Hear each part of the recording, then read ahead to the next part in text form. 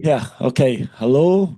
Um, so now we are like in a special session before going to the final session when we see the presentation of the students afterwards, and then we do the awards and the closing, as you see in the program. We are late. We are like 30, 40 minutes late. We will try to recuperate with the next session with the student presentation. Else, if you see the program on the door, you just postpone it of around 30 minutes and you know what we're gonna do. And now, like, to not to lose any more time, like here is Jason back Blackstone. That's perfect. Yeah, and then I leave the floor to him because his presentation is how to change the world. And so it's a big title, and maybe he's better in presenting it. Thank you very much, Danielle. Good afternoon, everyone. Okay, we have a bunch of people online who definitely could not hear you. Try that again.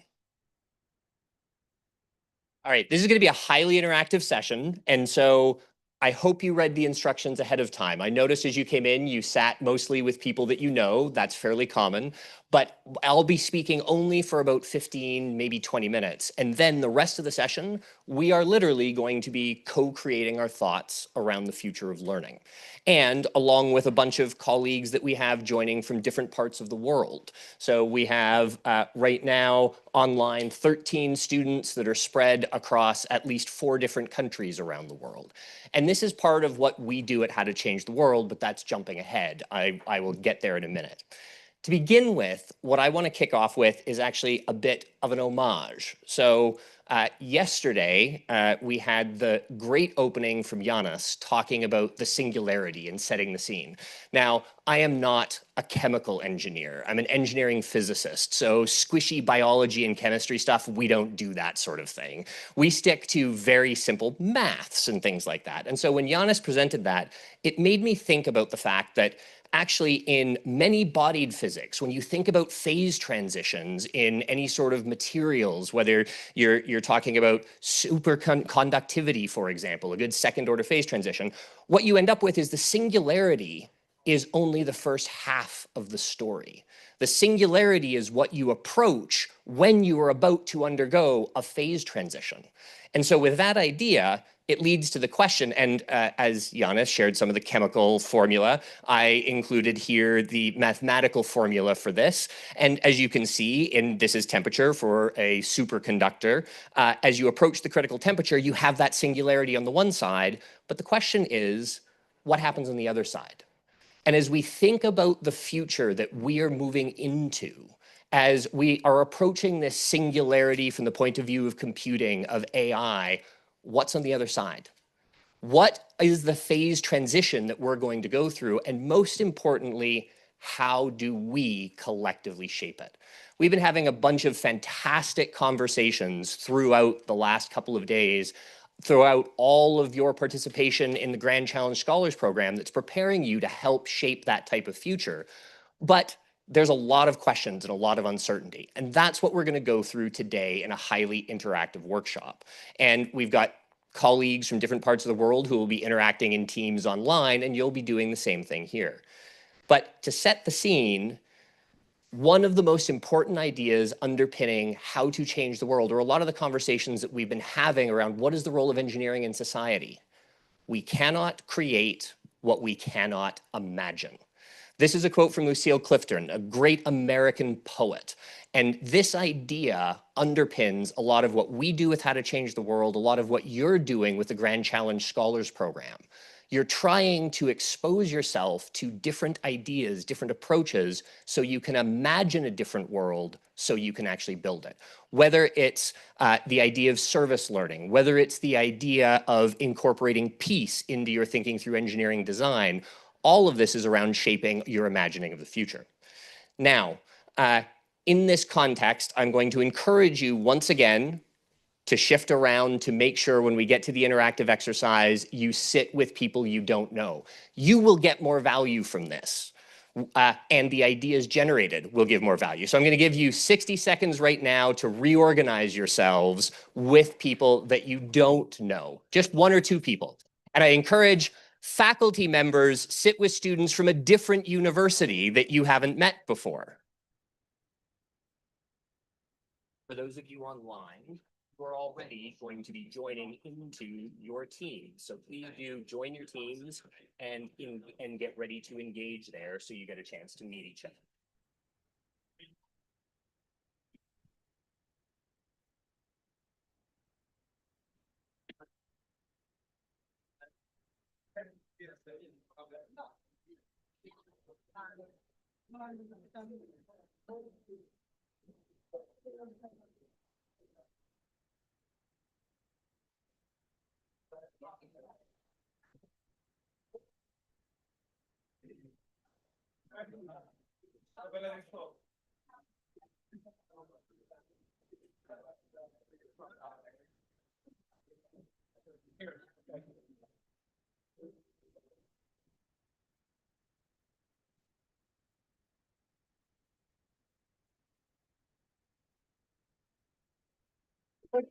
Yes, I am going to be using music in this in order to get your attention when I need to get it back. I don't have the nice musical instruments that our previous speaker did, and therefore I will just use Golden and other K-pop songs that might get your attention. With that, I want to give just an indication of what our agenda is going to be for the next 45 minutes to an hour. The first is I'm going to do a provocation around the future of learning. So when going back to this idea of this, what's on the other side of the phase transition, we could pick any number of topics. We could pick infrastructure, we could pick computing, we could pick governance, democracy. But given the audience and given the conversations we're having here around engineering education, we're going to focus on the future of learning. It also happens to be where we focus is how to change the world, and I'll share a little bit more about that. I'm also going to give a quick example of our How to Change the World programs. Right now, I mentioned we have 13 people online. Next Wednesday to Friday, we're going to have about 300 people online from over 30 institutions in more than 20 countries collaborating and working together. And I'll share a little bit about what that looks like. It links very much to these ideas of service learning, of experiential learning, and engaging in community challenges. And then after I do that, we're going to get into the Imagine a World co-creation exercise, where I want you all to be participating and thinking about what the future of learning looks like from your point of view. What's the experience you've had in your degree so far? What is it you want to see in the future? What are you going to need throughout your careers ahead of continuous learning as this singularity happens? So with that, a little bit of provocation. My suggestion is that the future of learning is experiential and social. And the last panels this morning and into the early afternoon were all perfectly aligned with this idea. Now, this is driven by the convergence of several things happening: societal needs and business needs, technology, knowledge and trends, and also, more importantly, our understanding of how humans are learning. And this is really reshaping the future of formal education and life learning and workforce learning. And I want you, as you're thinking about this, not just to be thinking, particularly for all the students in the audience, not just about your degree program, but 10 years from now, you've graduated, you've had your first job, you've had maybe your second or your third job. What sort of learning do you need to continue to do? Where are you going to find it? How are you going to find that? And thinking about that now sets you up to be able to find the opportunities that you most want. Now, let me just start very quickly by going through the provocations. We know that societal needs are changing. I could have put up here war and strife and the fracturing of societies that are going on, the polarization within society. I've chosen the environmental challenges to put up here as just an example that's at the heart of the Grand Challenge Scholars Program, but not yet at the core of so many different educational programs that are out there for engineers, business students, et cetera. Similarly, with the technologies that are emerging, the opportunities to think differently and engage in prototyping of new technologies in the digital world, digital twins. How many of you have built digital twins as part of your degree programs?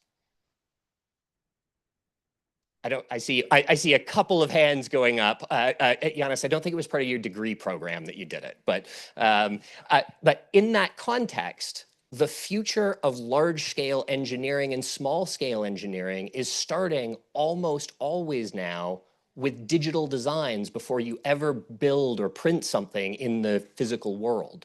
And so in that future, having the experience with building digital twins or digital prototypes of the physical manifestations you want to build in society. This is a critical need for business and society to be able to take advantage of the singularity that we're going through. Now, the knowledge and technology landscape. I'm going through all of these as a provocation, so for faculty members, forgive if I'm a little more provocative than normal. We know that the world of work has radically changed. These days, the vast majority of employees in the Western world have at least some form of remote working if they're working in a white-collar environment. Many are entirely remote. At How to Change the World, we're a team of 10, 15 people. Only a few of us live in the same country, never mind ever sharing an office. We are entirely remote. And yet, how much has the world of formal education kept up with that change across that same time period? And what's the future going to look like? So lecture theaters like this one are very common, yet what we're going to spend most of our time doing here today is actually going to be interactive. Do we need any more classrooms? Do we need these sorts of lecture theaters, or do we need flat spaces for people to be able to collaborate? Do we need online environments like the one here for people to be able to engage and collaborate whenever they need to? And one of the things that I will push on here, particularly for our faculty to consider, in an age of AI, why would someone spend 90 minutes in a lecture when they can find the best person in the world to summarize it on YouTube for them, or with AI summarizing it? And this is not just an AI thing. For the last 25 years, content has been going more and more online. MIT OpenCourseWare, Coursera, edX, all of these are very familiar. And yet it provides an opportunity for all of you as students. As students, how many of you rely just on your lectures to learn? How many of you use AI tools in order to help learn the things that you don't understand? Good number of hands. How many of you use extra materials from MIT OpenCourseWare, Coursera, or YouTube, or take your pick? Okay. How many of you actually attend your lectures? No, I'm not going to ask that one. But this is actually one of the provocative things to think about when we think about the future of learning and education. Where does the learning actually take place? And this links to how many, I'm looking particularly at faculty members here, how many of you are familiar with Gallup's data on the Big Six college experiences? I see one hand, kind of. A quick summary. So for those of you who are in college, you will never have been asked these questions yet, but Gallup, who's a big surveyor, asks a bunch of questions to tens of thousands of alumni almost annually now. And what they have found is that there is a correlation between what students do in their university degree program and how much they are engaged in the workforce and thriving in life later on. And it's surprising, despite asking tens of thousands of students, there's almost no correlation with where you studied or what you studied. There is a correlation with 6 things. I've got 3 of them up here. The other 3, so 3 of them are related to experiential learning. These are the ones that are related to, I had an internship or job that allowed me to apply what I was learning. While at university, I worked on a project that was a semester or more. While attending university, I was extremely active in extracurricular activities. The other 3 are related to, I had a mentor who knew my name, who cared about me, and who coached me along the way. Now, all of you are here. I'm guessing you all are doing pretty well on having a lot of these experiences. But only 6% of people surveyed had all 3 of just these experiences, never mind the other 3. And less than a third typically have these sorts of experiential learning opportunities. We know humans work and learn better when they are engaged socially and experientially. So what does this mean? All of this is data on this side of the phase transition going through the singularity about the things that we want to shape for the future. But what does it mean? And so with that, let me move to the second part, which is giving you a little example of what it's meant for me and for us with How to Change the World. So the origins of what we do at How to Change the World actually started at University College London. So a dozen years ago, I joined University College London to be the founding head of a new academic department, highly interdisciplinary, science, tech, engineering, public policy. I didn't get to name it. It's a mouthful. But the things that we built were educational programs designed for master students, graduate students, professionals, all around how do you bring the types of technical engineering skills you have to bear on messy real world problems. But we got asked by the deans to create one course for all of the undergraduate students. Now, it was one course that would give students like you the opportunity to apply their knowledge and skills to messy real world problems. And I was excited. I'd spent years in industry before that. I was like, yes, we'll do this. And then a dean, someone like Janos, smiled at me and said, great, I only need you to do it for 1,500 students at a time. And there's no new resources, but you can figure that out, right? Does that sound familiar? And so we had to go back to the drawing board and think of how do you do mass scale experiential learning? And the long story short is we did it around societal challenges. We've been talking about serving communities. I don't see Andrea here. Oh, perfect timing, Andrea. On serving communities. You couldn't have timed that one better. The idea of serving communities is embedded at the core of this course, which we modestly called How to Change the World, with students working together in highly interdisciplinary teams on messy real-world challenges, all at the same time, bringing in stakeholders, mentors, advisors. I'm not going to go through all of the pedagogy of this right now. I'm happy to share it. But long story short, this worked so well that a few things happened. By 2016, the How to Change the World course became a required capstone for every engineering, computer science, and business degree at UCL. And we started getting asked to do versions of the program for things like the Royal Academy of Engineering program, and then the 2017 Grand Challenge Summit in DC, and we ran the student program there using this framework. And so it's great to be back engaging with more scholars almost a decade later. How did that happen? It's been a minute. But the framework that we built was working really well, so well, in fact, that by 2018, we got asked to do more versions of this program for other universities, other partners. And then my faculty reminded me they had day jobs. And so we couldn't keep doing this as a side note on our department. So we had to spin out a social enterprise.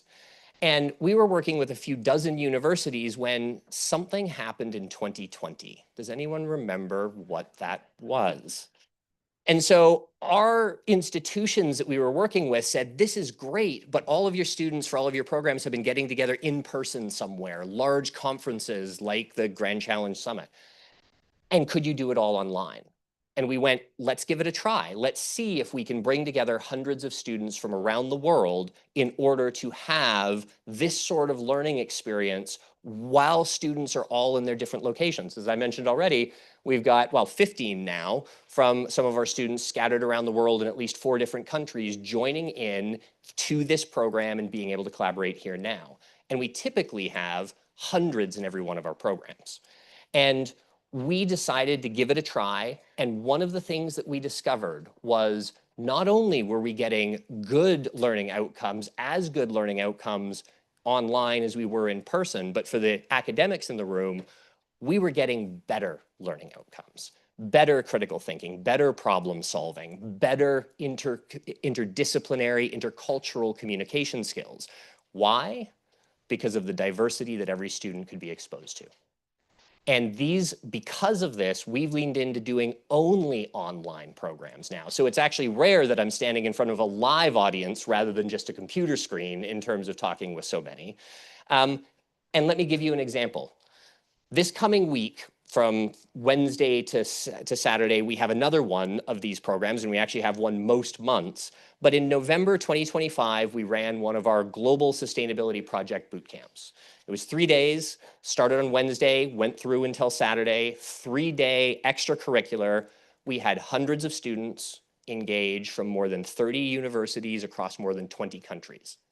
And in the student teams of 3 to 5, each student was on a team with 3 or 4 students from other universities and other countries. For 80% of our students, it's the first time they've engaged or collaborated with someone from another country. Most students don't have the type of opportunity that you've had to travel. Just out of curiosity, what percentage of students do you think from the US get an opportunity to travel abroad as part of their degree program? It's less than 10%, yes. How much less? Less than 5%? It's a little higher than 0.5. It's actually 2% I see up there. It's 2.4%. Well, it was 2.4%. That number seems to have dropped a little bit since COVID, and during COVID, certainly during COVID, it ceased. But since then, it hasn't even recovered to 2.4%. And the primary reasons, economics. Most students don't have the opportunity to do that, but yet all students can engage in a fully online program from wherever they are and collaborate. As we approach that singularity, it's not just AI. There are other tools that are opening up the possibility for how to collaborate across borders. Imagine it wasn't just 13, but I don't know, how many students do you have back at all of the GCP schools that might want to participate in a program like this? A few hundred, a few thousand, but yet a few thousand can easily be online together in teams of 4 or 5 and getting a broadcast and engaging all at the same time. In other words, the mental model we have of the classroom being this physical thing that we are standing in and engaging in doesn't necessarily have to be the view of the future. Take, for example, massive online gaming. How many people do you think go on to play a single game at one time? You're talking tens, hundreds of thousands, even millions in some cases. Why are we not leveraging this yet for educational opportunities? So there's more data in here. I'll share the slides so that people are able to take a look at, for examples of the types of projects that students work on. So in this particular one, students were working on 2 different communities, looking at tackling their sustainability challenges, real world mentors, real world industry experts, and community members from those communities were engaging with them throughout the entire time. That's a model to provide community engaged, service-based learning that doesn't require flying across the world in order to engage with the different perspectives across the world. Now, we believe that the future of learning is experiential and social. And so this is why we've partnered with over 80 universities around the world and keep growing to provide mass experiential learning online. Would love to, we already partner with a number of GCSP schools, would love to talk about these opportunities, especially as we now are finding industry is very happy to sponsor these types of opportunities. So it opens up new opportunities for career development, work integrated learning, internships in the virtual world, and we want to lean into these sorts of opportunities. Now, that's why I believe the future of learning is experiential and social with everything we've done at How to Change the World. But my opinion is one opinion, and we have at least 100 people here and some online, and I want the rest of this workshop to be the co-creation of you thinking about what the future of learning looks like. And so in order to do this, first, for those of you who haven't shifted around, I noticed some came in all sitting in your orange shirts, that they're very well aligned as a team.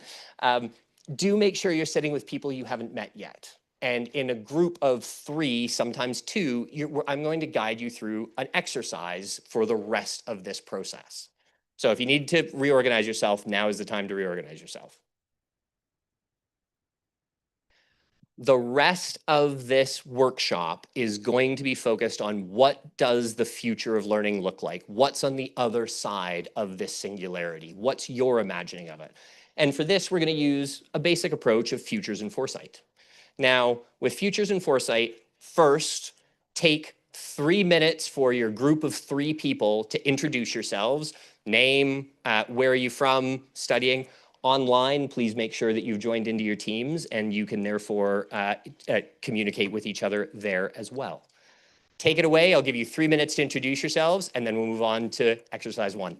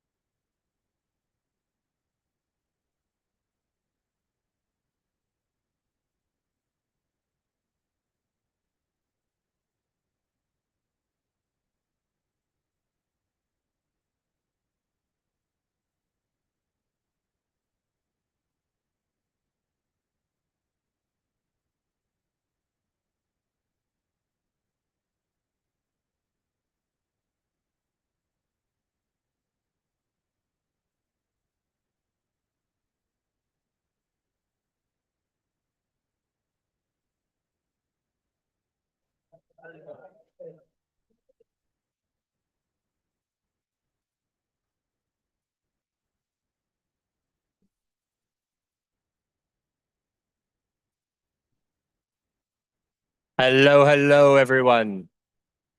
Yeah. hel- Hello, hello, everyone. All right.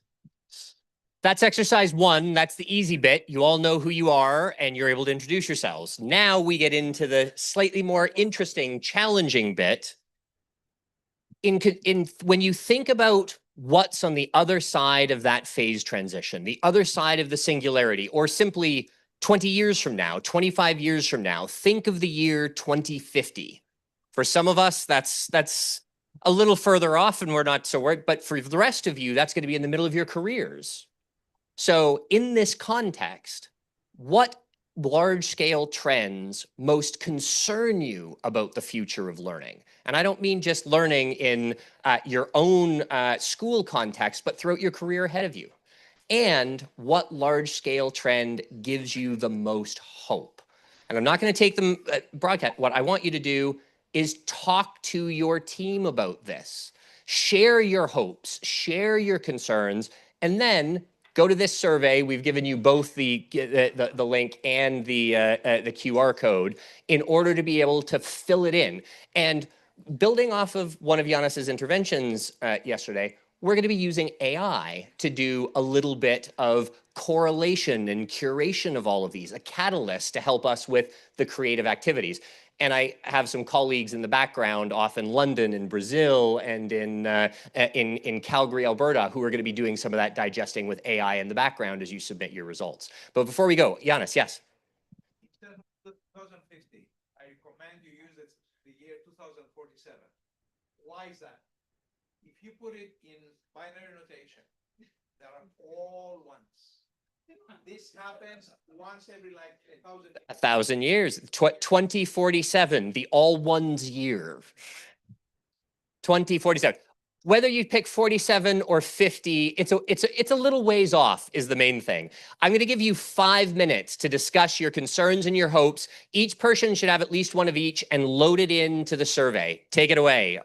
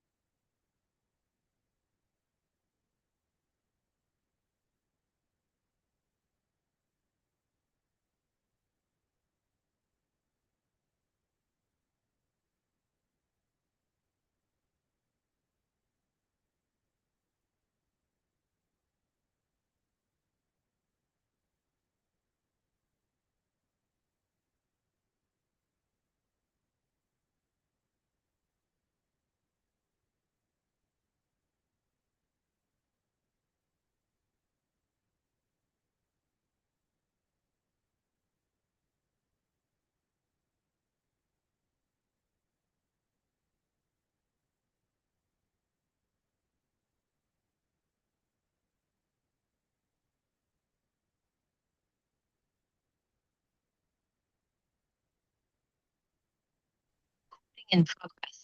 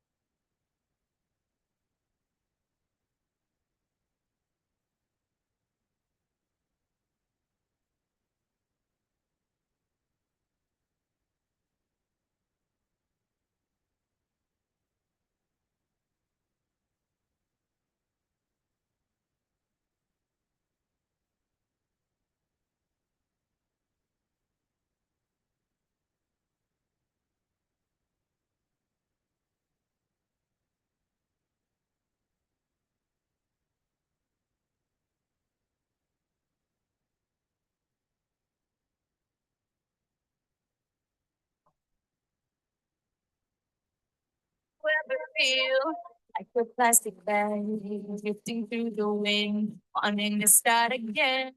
Do you ever? Hello, everyone. So that has been about 5 minutes. I'm going to pull your attention back for all of 30 seconds, just 30 seconds. First, everyone in person wave at everybody online. They can't wave back at you, but that way you can see it. Hello, all. With that, what I want to do is get you to, I hope you have submitted the survey and you've put the information in so that we can process that together collectively. If anyone else needs to get it, please. Yep. It doesn't matter if you do it individually or as a group. As a group, just cluster them together or submit it individually. You can do it however you want. As Giannis pointed out, the more data, the better AI is. So the more we feed in the right sort of data, the better it'll be. Next, so this is going to be important. As a group of 3 or in your group, I want you to pick one hope and one concern. This is going to shape what you do as a group for the rest of this exercise. So you have to come to a consensus on what's the most important concern that you guys came up with and what's the most important hope. I'm only going to give you 3 minutes for this. Online, same thing, 3 minutes. And I'll pull you back for the next set of instructions. Go.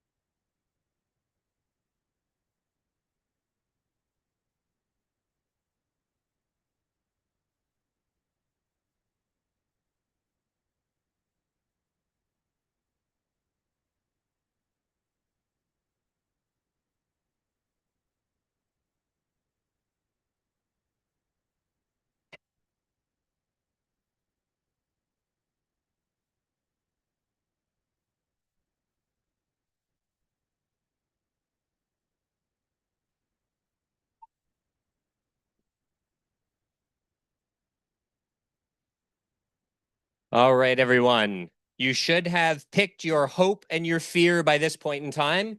And now I'm going to spend the longest amount of time giving you instructions, which will be a whole 1 to 2 minutes. The next bit of this exercise,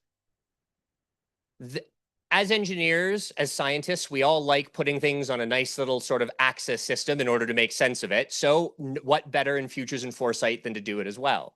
So your hope and your concern form two axes.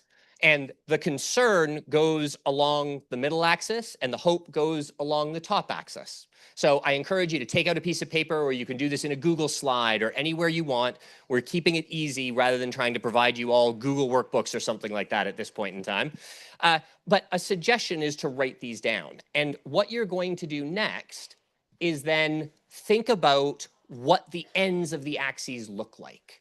And what I mean is take 2050 or the all ones 2047 and think about what happens on the concern. If the concern is realized, the negative end, what happens if it's not realized? What does that look like?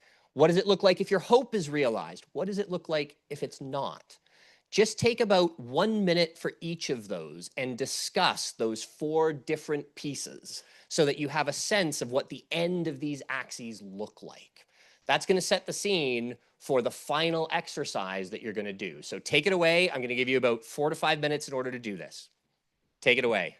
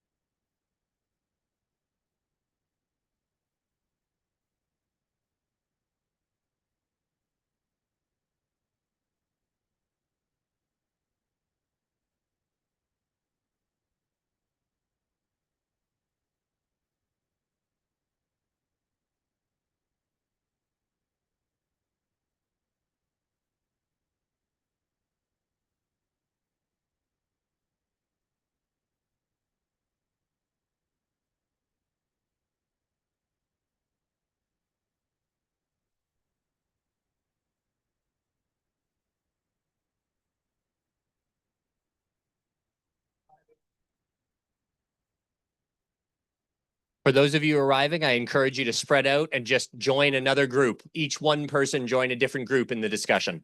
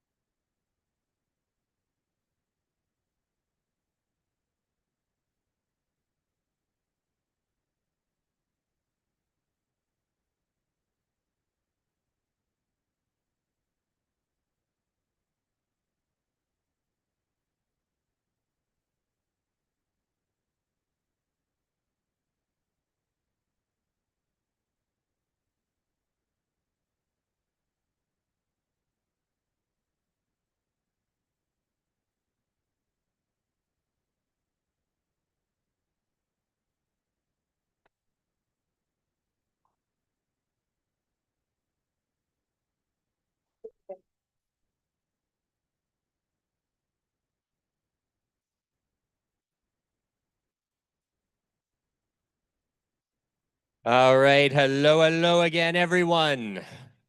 I'm going to pull your attention back only 2 more times. This is one of them. So, for those of you who just arrived, welcome. We're in the middle of an exercise and discussion. Join one of the discussions around you. I encourage you to. Now, with that, the last bit of this exercise, this is imagining the future. It's futures and foresight. And what that means is to really imagine a future, you have to tell a story. You have to be able to build a story of what that future is like. So you've looked at the ends of the axes, but put the axes together, and what you get are, of course, quadrants. And in those quadrants, it's the combination. So, for example, 1 is the combination of the hope realized, but also the concern realized. In other words, you have tensions in that world. Feels kind of like the real world. Number 2 is, of course, your concern not realized, hope realized, feels a little utopian. 3 is at the opposite end of the spectrum, and 4 is a different mix of reality. And so what we want you to do is pick, you don't have time to tell 4 stories right now, but pick at least 1 and ideally 2 in order to tell a story. And not just the story about what the world is like in 2050 or 2047, but how the world got there. We're going through this singularity. We are approaching these sort of transformations, or they are already happening. The question then is, what does that mean in terms of the type of things that need to happen to move us towards 2 and away from 3 or 1 or 4? So with that, we're going to give you about 10 minutes to prepare your stories and then put them into the survey. Again, what we're doing is my team in the background are grabbing that information and they're going to produce a little report of all of these stories on what you imagine the future of learning to be. And we'll share it with Andre and with everyone in order to be able to give you the feedback by tomorrow of what the collective imagining of the future of learning looks like. Any questions about this? Take it away for the next 10 minutes.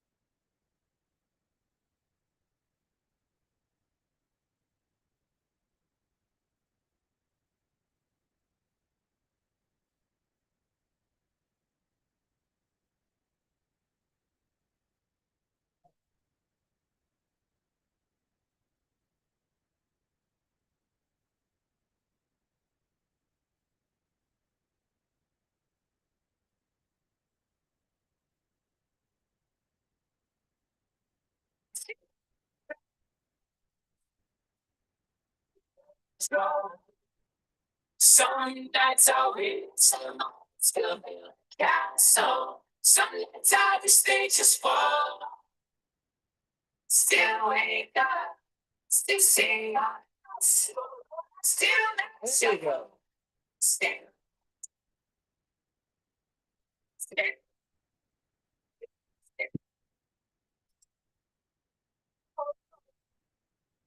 Anymore.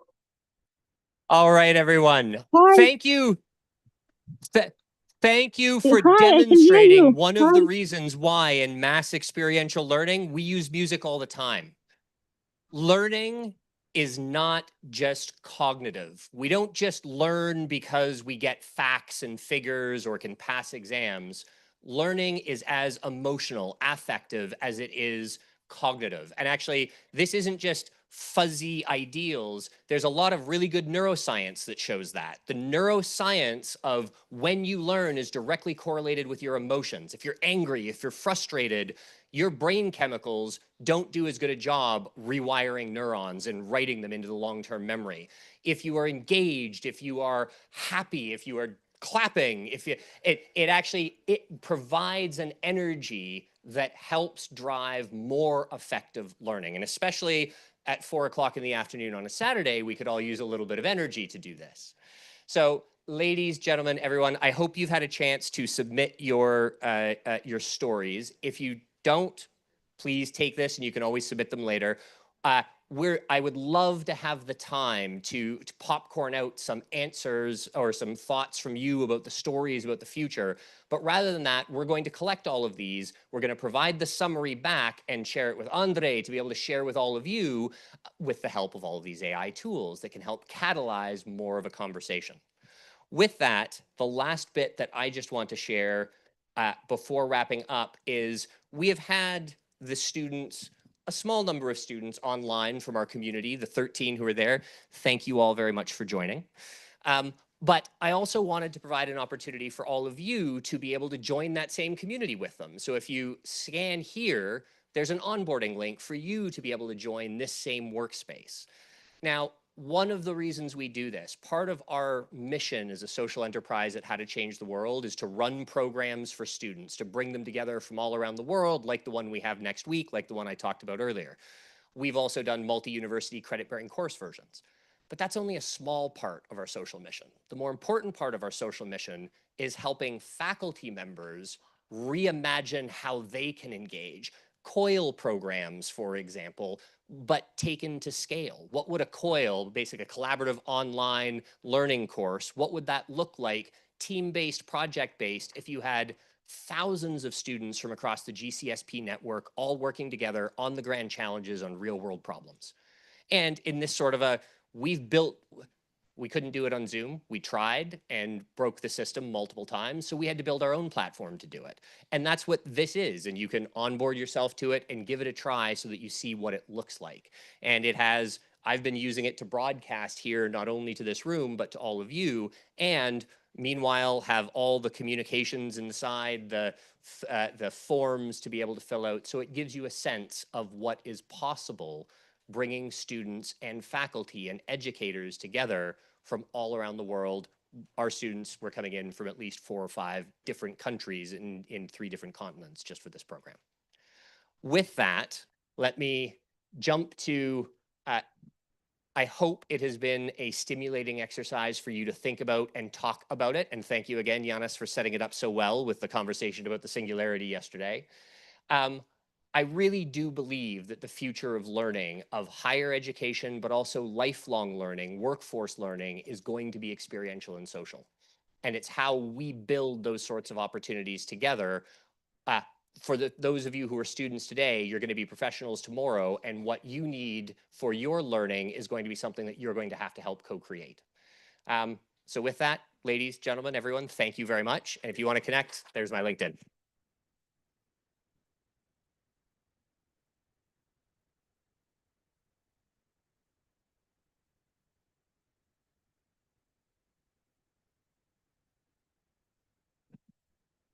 Thank you.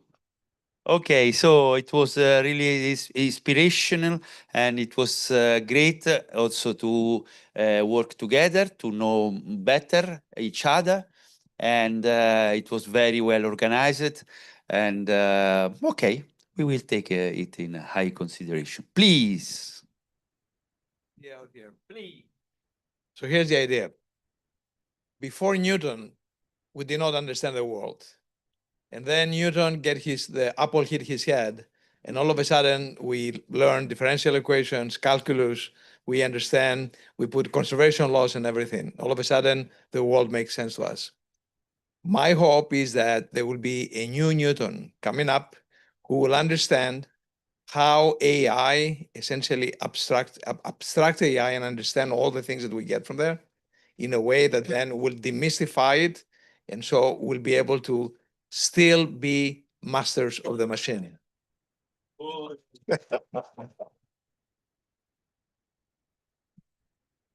I still believe in human power.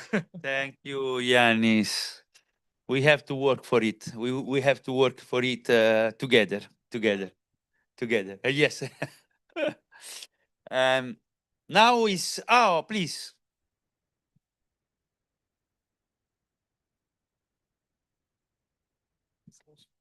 I just wanted to ask a technical question. Why not use something like Slack, Discord, or similar platforms, but instead build your own? I wanted to know why it happened. It's a great question. The short answer is we used to use Discord and Zoom and some other tools in order to do it. Scalability. On trying to do a broadcast with all of the safety that is required for learning management systems at universities today, that's required to provide documentation and privacy concerns. You can't do that across multiple platforms and diverse environments. So to do it with thousands at a time, tens of thousands, there's 265 million people a year in higher education. You want to do this truly at scale, we have to build, we can leverage the opportunity of the technology in front of us to build what we need to build something that's scalable. Wow. Please, Andres. I'm sorry, maybe I talk too much. One question I have for you, because I'm totally pro open access, open coursework. I have followed coursework at MIT myself and other things, and I use it with my students as well. But I'm concerned in the same fashion that fast food and slow food are two completely different experiences. And I like fast food when I need it, but I love a slow food because it gives you a completely different experience. This same happens. I am a pianist. I play the piano. It took me 6 hours a day of studies when I was small, every day for 8 years to be a proficient pianist. I'm not a concertist, but that is it. I mean, there is no other way to play an instrument unless you create this intimate connection with it, and that is slow cooking. Gymnastics is the same, playing chess is the same, and actually advanced math is like that. Your mind has to be rewired to really understand the kind of concepts, and that is, yes, driven by passion. There is a lot of Neuralink in there and experience, but it has a lot of hard work, which is very difficult to do online. Really, you need physical connection, you need a mentor, you need a student, you need people to play with. So we don't need, we need not to lose a slow education and a slow living. I take my kids to her grandma in Avila, where they just have to play cards or go to the garden. I mean, there is just a TV. There's nothing there they can do except slow life. And they come without anxiety. There are many things that are healing in a slow life. And actually, virtual world has nothing of a slow. It's very fast. So I would ask you that question. I love the framing, and I agree with so much of what you have said. I will only pick the piece that I have a slightly different opinion, which is that it cannot happen online. Everything you described is experience. It's all about human to human interaction. we design so much of our technologies on our phones to be about dopamine hits, about fast, high interest. Don't get me wrong, that is what so much of online technology has been designed to do. But that's a design choice. That is not a necessity. When we run term length credit bearing courses in partnerships with universities, there are deep reflection sessions that go on that are slow, conversational, and all focused on the human to human interaction. The only difference is the humans aren't in a room. They're in their own rooms, wherever they happen to be, spread around the world. This is an amazingly diverse group of brilliant young minds assembling physically. The vast majority of young minds around this world will never have this opportunity to get in a room like this. Yet they deserve the opportunity to be able to have that same slow, passionate, engaged, deep thinking sets of conversations. And I do believe that can happen online if we design for it. And I think that's maybe the single most important thing for me about the future of learning. I was just having some conversations about this. We have spent the last 50 or 500 years thinking about education as being about content, about being what knowledge, what's on the syllabus, what exam questions do you have to answer, what's the content.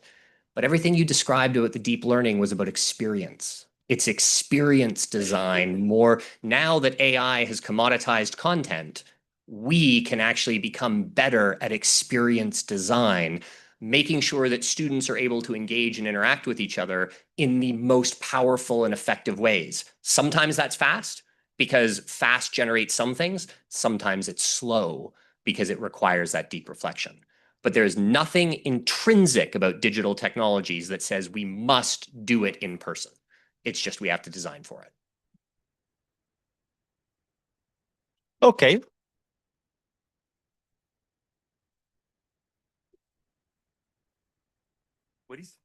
Please introduce yourself. All right. Hi, everyone. My name is Enio Lanyan. I'm a junior chemical engineering student at the University of Maryland, Baltimore County. And my question is, as students, how can we get the most out of experiential learning experiences? Great question. And I would love to spend another hour talking to you about that, but I won't. I will simply say the single most important thing is approach it with curiosity and humility, active listening. Ask more questions than guessing answers. When I think about authentic experiential learning, it is engaging with real users, stakeholders in a community.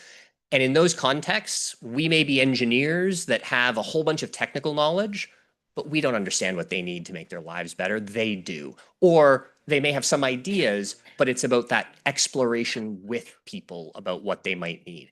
Ask questions, be curious, be humble. And then the most important thing, and you've all heard this through engineering, iterate, iterate, iterate. Don't get too attached to your first idea, to the first idea of what the problem is or what the solution is. Iterate it by asking more questions. Very good. I don't know if there is one last question. In the meantime, I recommend the groups to send the presentation. You have my email because here doesn't we cannot plug your PC. I have already 2 groups. We need the other groups. Can you send me an email? You have Daniele. I'll write on the screen. It's the easiest thing.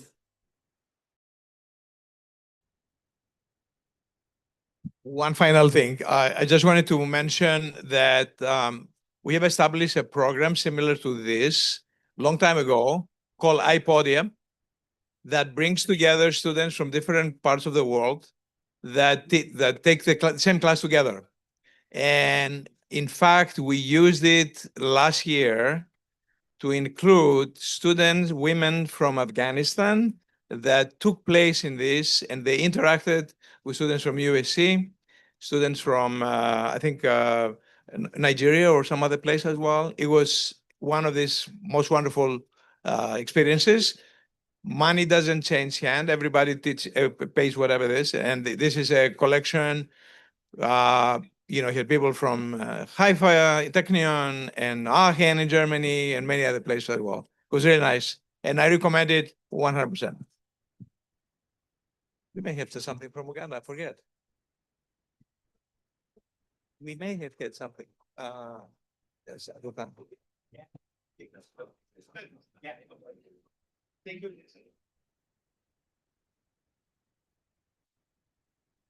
Yeah, 100%.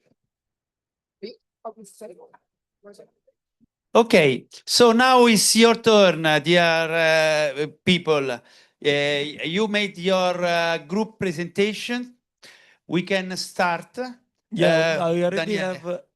have the Red and the white group. red group. So which one of the first one to come? The red, I see you ready.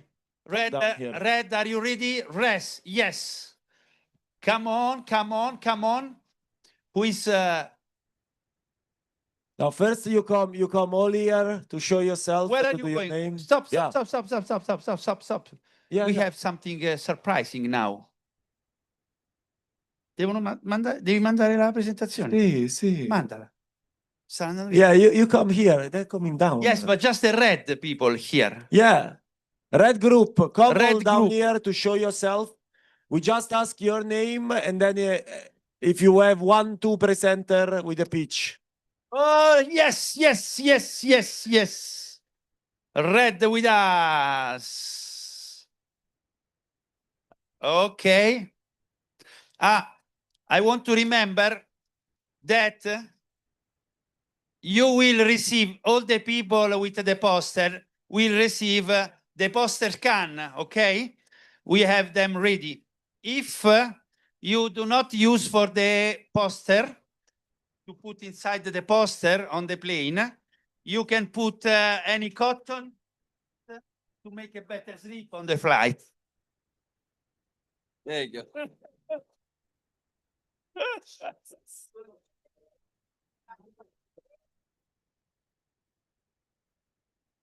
Okay, now, who is the speaker here? Okay, number one. Is So, it possible like- to get access to the mouse? Yes, it's this one. So like first thing, please people, please, less noise in the room. People. So like first thing, like pass the microphone and then we want to hear your name and the university and your faculty where you're studying, your degree. If you're studying bachelor, master, which one? All the way?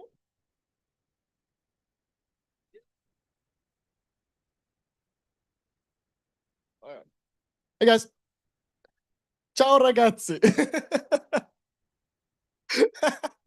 So I'm Kaya. I study in Sapienza as a computer scientist and artificial intelligence. And that's pretty much it. We'll get to meet the team and we'll talk about it from now on. Hi, everyone. My name is Enio Lanyon. I study at the University of Maryland, Baltimore County, and I'm studying chemical engineering. Hi guys, I'm Diego Battista. I'm studying bachelor degree in energy engineering here in Sapienza. I'm from Rome. Hi, I'm Danielle Wolford. I study at Tennessee Technological University and I'm studying electrical engineering. Hey, I'm Tochukwu Enequensi. I go by TK. I'm studying chemical engineering and I'm at North Carolina State University. Go Pack. Hi, everybody. My name is Mitch Kirby. I'm a senior at the University of Southern California in Los Angeles. I'm studying civil engineering and mechanical engineering for my master's. And fight on. Hi everybody, my name is Ezgi. I study global humanities at Sapienza. Hi everyone, my name is Rebecca Lando. I'm a senior civil engineering major at Bucknell University. Hi, my name is Randy Howell. I study civil engineering at Arizona State University. Hi, my name is Anushka Mitbander. I study biomedical engineering at Arizona State University. Hi, everyone. My name is Jack Wingard. I'm a junior at North Carolina State University, and I study computer engineering. Go Pack. Hello, I don't have voice. My name is Mariella Manginkel, and I just graduated in Sapienza in nuclear engineering. Thank you. Ciao, my name is Rachel Stokes. I go to Campbell University where I'm an electromechanical systems engineering major. Roll humps. Hi, my name is Francesco Capoferro. I'm studying energy and engineering in Rome. I'm Zane House, mechanical engineering student at Campbell University, and I'm also a senior. Thank you, Tim. And shall we start? Okay. So, first we're going to be talking about the key takeaways and areas for improvement.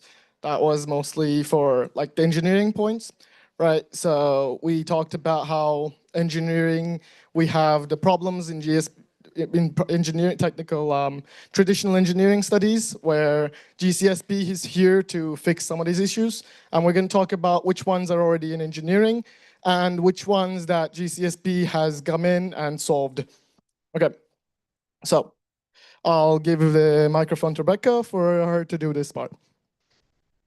Hi guys. So what we spoke about was some key takeaways was professionalism. So obviously in our field, we have to be not just presentable, but understand how to present to the community that we're engaging in. So it's not just who you are that's really, really important, be who you want to be. But you also have to understand that other people may not understand who you are, understand the terms that you're speaking in. So really understanding how to come across as empathetic and the best possible way for everybody to understand what you're going at and what you're trying to do and help in this world. Going on, we talked about situational awareness, being understanding of where you're at, even if it's a project or a situation, understanding the general aspect to what is going on. The other one was ethical mindset. So within engineering, depending on your school or curriculum, some universities speak about ethics, some don't. Most do nowadays because unfortunately, well, not unfortunately, fortunately, we have a lot of responsibility to what we do. And we have to take pride and courage to really do the work that we do because it is so hard that what we do, but people need us to do the work that we do, whatever amazing things everyone is doing. So.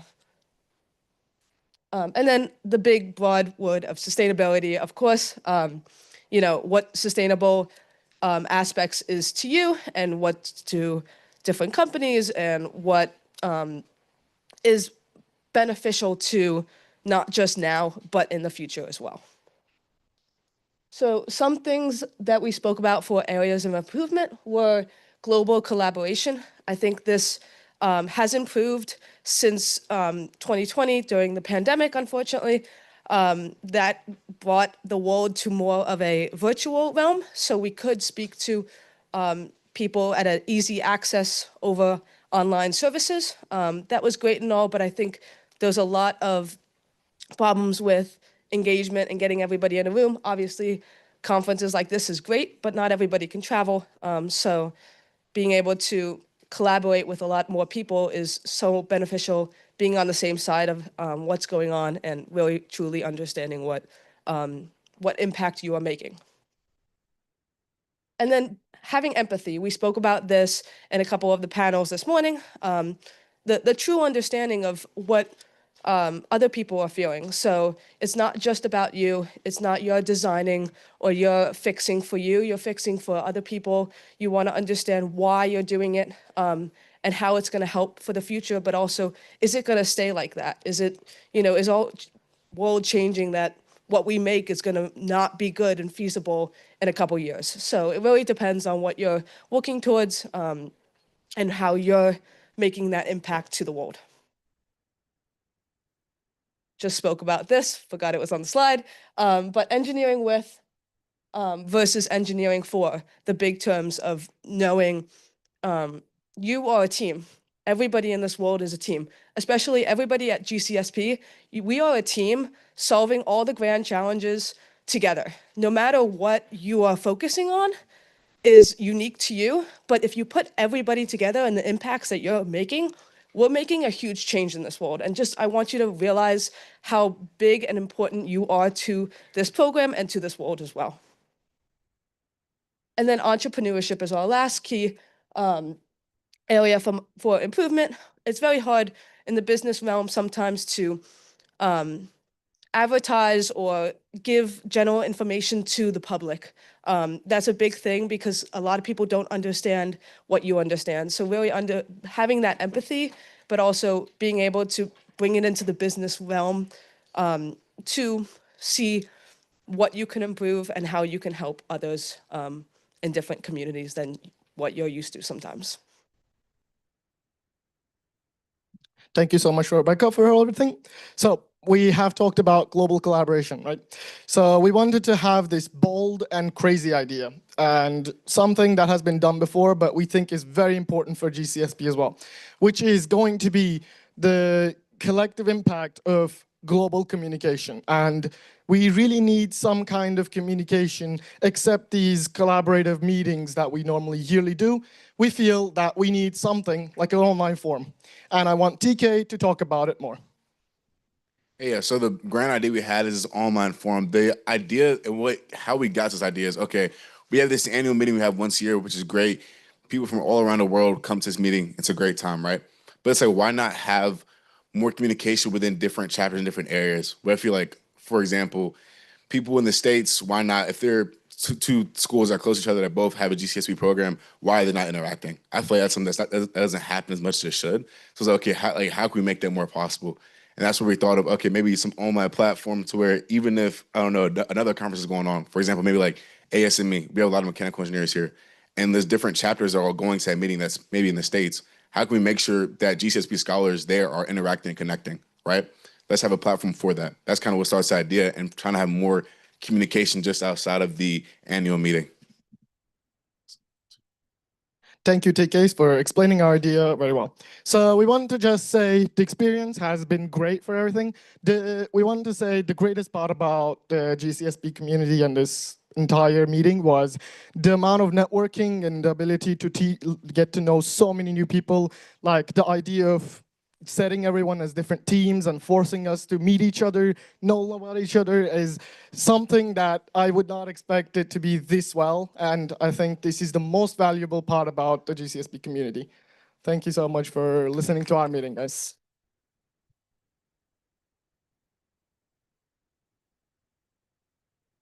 Okay, so next team, like the white team.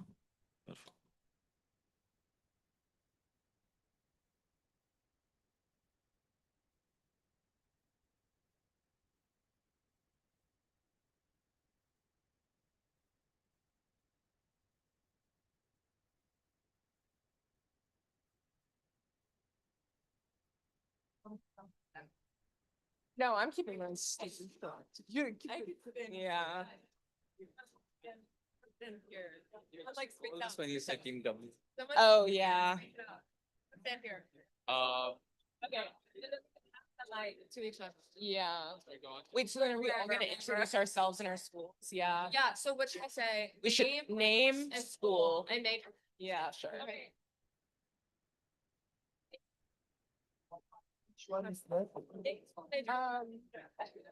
Oh, it's from Madison and Thompson. So yeah.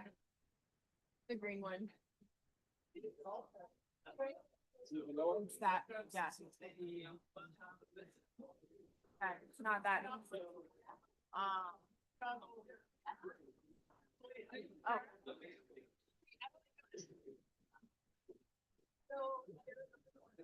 So first thing, like a round of your names, please, everyone.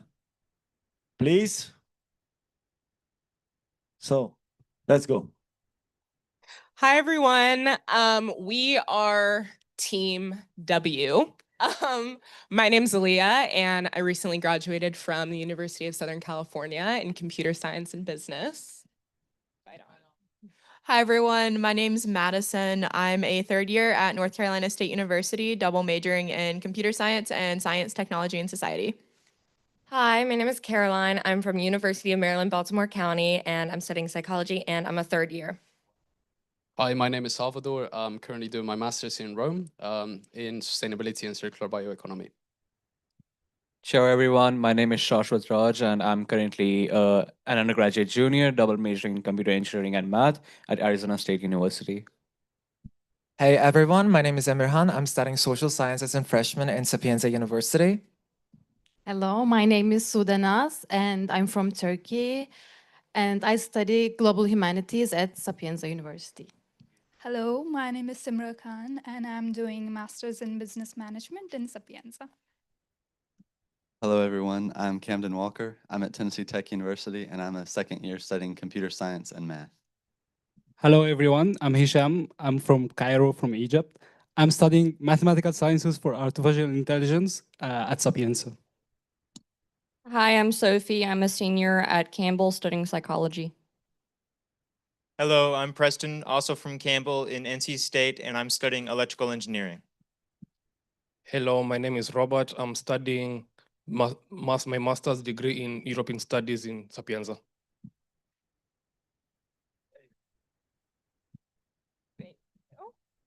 Okay. So some of the skills and mindset that we saw was kind of repeatedly shown throughout this conference as multidisciplinary collaboration. So thinking about how we can integrate STEM with other majors that are outside of engineering and kind of what roles it plays together, as well as artificial intelligence, so why we use it and how we can implement it effectively, as well as human-centered design, as well as inclusive design. I think that was something that was really important and continuously shown throughout the presentations. And then service learning, obviously that's the overarching theme of the conference. And then lastly, or I already mentioned inclusion. And then as for some of the things that are kind of left out of a traditional engineering education, some things that we thought about were policy and compliance, as well as peace engineering. So shout out to that presentation because I feel like that gave us a lot to think about and it's something we don't typically see in the engineering classrooms. And then also ethics, something that we were all discussing is how there's typically different engineering ethics classes that are separate, but there's not really something that's integrated into like a traditional engineering class. And then lastly is longevity and maintenance, especially in the context of design projects. So thinking about how we can have that sustained throughout how we can sustain those projects long term. So yeah, those are some of the things that we thought about. So when talking about what we could make as a change to GCSP to better address the grand challenges, we mentioned expanding GCSP to reach non-STEM majors and not just as an option, but creating like an intentional design that invites people of all majors equally. And then also creating balance in the program by designing structures to support multidisciplinary experiences and social sciences, and that's specifically with the USA. I'm a psychology major, and it would be really nice to see other humanities and fine arts and social science people here. So when it comes to larger collective impact, there are programs like Collaborative Online International Experience COIL, as well as like service trips by organizations like Engineering Without Borders. So such service trips really help create a larger collective impact in other institutions as well. Furthermore, we should have more research projects that promote cross-collaboration among institutions and that revolve around GCSP themes and GCSP competencies. But what we were really thinking about is industry collaboration at the real grassroots level when the project really starts, and sponsorships, seed funding, as well as help from alumni who are actually industry professionals working in that particular field. So when we thought about the rewarding part of taking part in this experience for all of us students with the international experiences and diverse connections that we gained throughout the experience, being in diverse environment made all of us to look through the global solutions from different economic, cultural, and academic background. And second of all, it was the exposure to new ideas on the usage of technologies, specifically throughout the demonstrations of live real world solutions, and this made the discussions more concrete and precise, so we saw the real world implementations of engineering. And then the third and fourth is actually both correlated. Exposure to real world interventions and poster presentations on international issues showed us that how ideas and words in engineering can turn into real life solutions in the 2026. And in general, we think that this network allowed us to expand our connections, broaden our point of views, and made all of us to strengthen our motivation to look to global challenges in a more serious and challenging way. Thank you so much.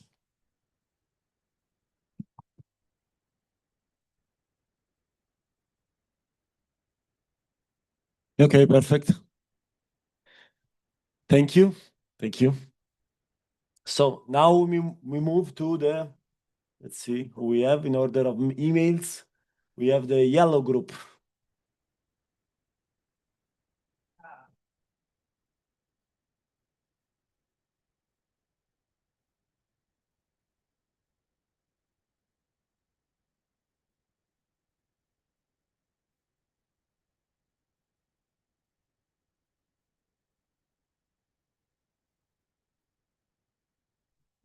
Yes, yes.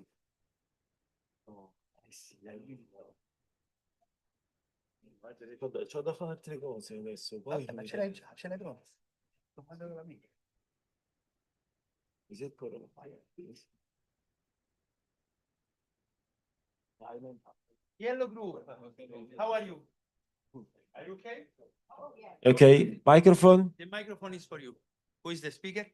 No, first presentation. Yeah, present yourself. Is it right or I have to go to the other slide? Is it right? That's the other one. That's fine. Okay. Hello, everybody. My name is Giancarlo Sedano. I am a senior studying biomedical engineering at the University of Southern California. Fight on. Hi, everyone. My name is Maram, and I'm from New York University, Abu Dhabi. I'm a mechanical engineering senior. Go Falcons. Hi everyone, my name is Luca and I'm studying industrial engineering in Università Campus Biomedico of Rome. Hi, I'm Omar Rios from Campbell University, and I'm a second year mechanical engineering. Hi, everyone. I'm Shania Dantis, a junior in biomedical engineering from NC State, i.e. the best university out there. Go Pack! Hi, my name is Solomon. I'm a senior electrical engineer at Campbell University. To go into the first point about which skills and mindsets were repeated across all the workshops, we initially started thinking about the multidisciplinary actions of and just the pillar of GCSP as a whole and multicultural. Each of the workshops highlighted how, as engineers, we should be well-rounded in both our culture and other disciplines beyond our own engineering that we can be able to, help us as engineers and be more well-rounded. What we thought was missing was some engagement with some of the presentations. We just felt that beyond some of the just polls or simple questions and answering, we felt like some of the presentations could have helped us kind of interact with a bit more just in terms of, let's say, questions from the audience that directly affect what the next slide would be.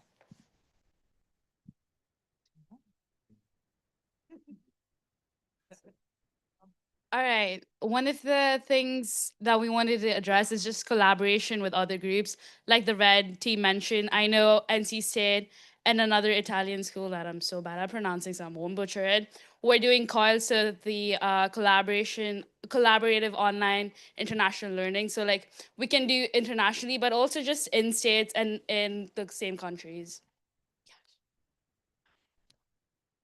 And so how can the GSP network create collective impact beyond just the individual institutions?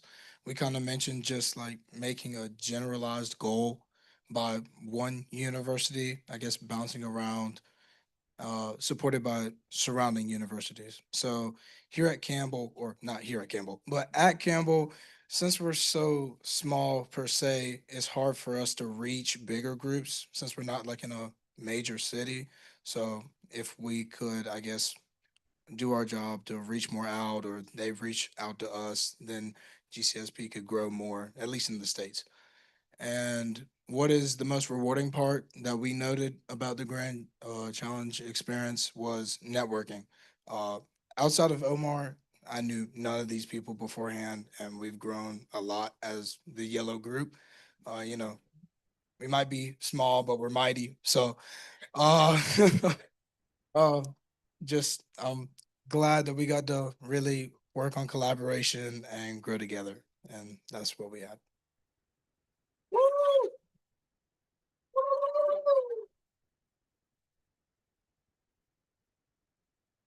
Perfect, thank you.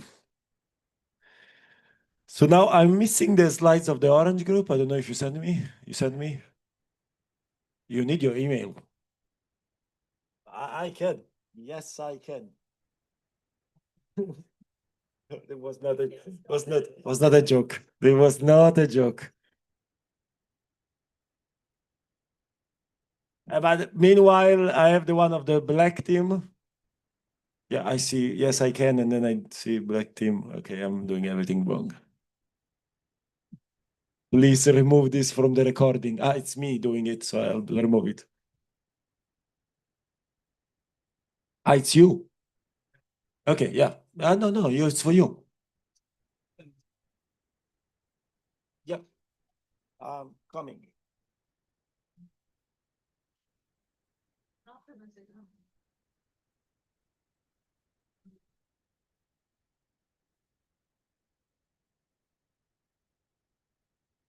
Mouse to navigate? You like it? Or you want me to say next slide? Okay, great. Okay. Microphone, first presentation, and then present yourself, and then slide. Hey everyone, my name's Talal. I'm a double major at NC State University in biomedical engineering and Arabic studies. My name is Rodney Shella. I'm an environmental engineering senior at Bucknell University. Hi, Ricardo Martino, studying energy engineering here in Sapienza. Hi, I'm Miss Lee. I'm a mechanical engineering major at the University of Tennessee at Chattanooga. Hi, my name is Bruna. I am a chemical engineer studying at Instituto Mauá of Tecnologia, Brazil.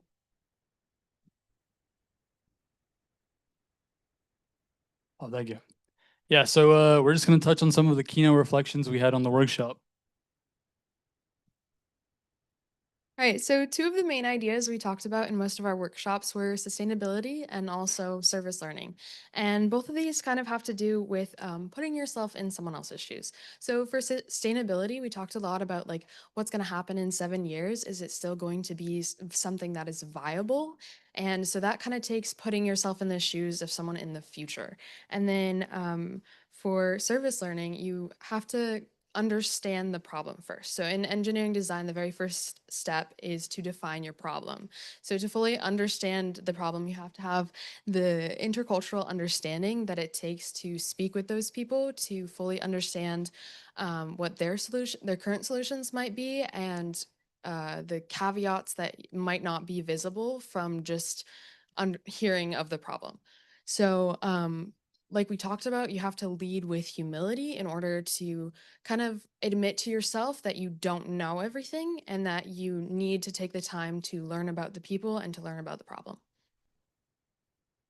And to add on to that, we said an existing gap is working with and not for. So understanding who you're working with is not only you work on projects for a community, it's also integrating those communities and what they stand for, which is where the cultural intersection comes in also.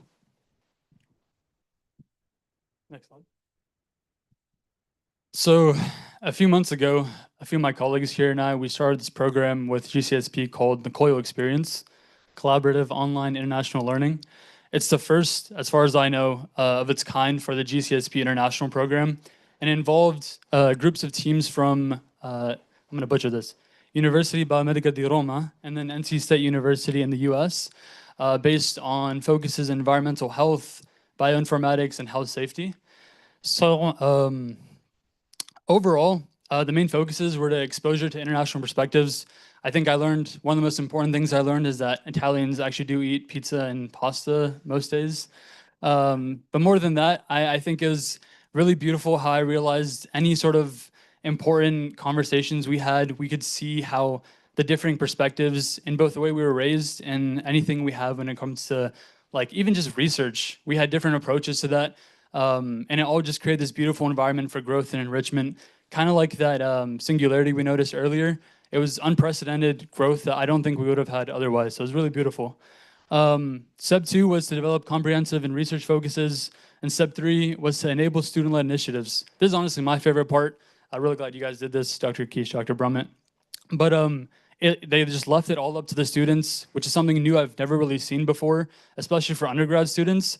So it was all up to us where we wanted to lead and take our project, which is something I think is really key to the integrity of the Grand Challenge Scholars Program. Next slide, please. So our proposal for the GCSP network is expansion, the Grand Coil. Yeah.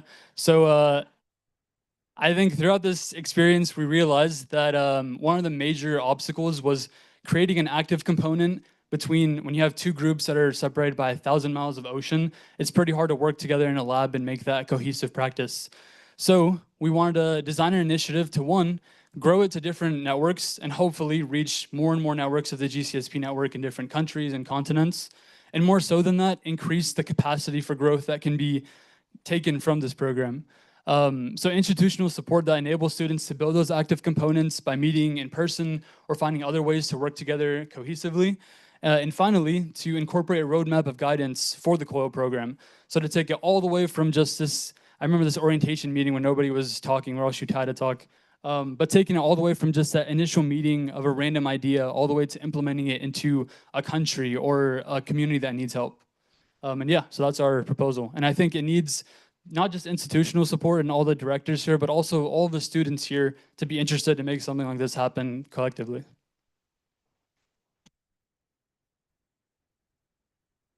Yeah, that's just an example roadmap that we could use, fostering relations, and then working all the way down to service implementation. And some of the rewarding experiences, I think the major one is gaining different perspectives. We got to speak to a lot of people, and a lot of people got to present like what they do. And I think it's important to get that perspective. I think one of my favorite things was the peace engineering talk and just seeing that other side of engineering where you get to actually think about what you're doing and how it's impacting other people. And it allows you to reflect. So it gives you perspective on things you may not have really thought about as an engineer, because it's always work, technical, but you never really think about what it is that you're doing. There was something that they said I thought I really liked, sorry. And it's like we have to learn as engineers to integrate humans within our technical work. So we're not robots. So learning how to be more people-oriented and human-centered within engineering is very key, and that's what you get from gaining perspectives.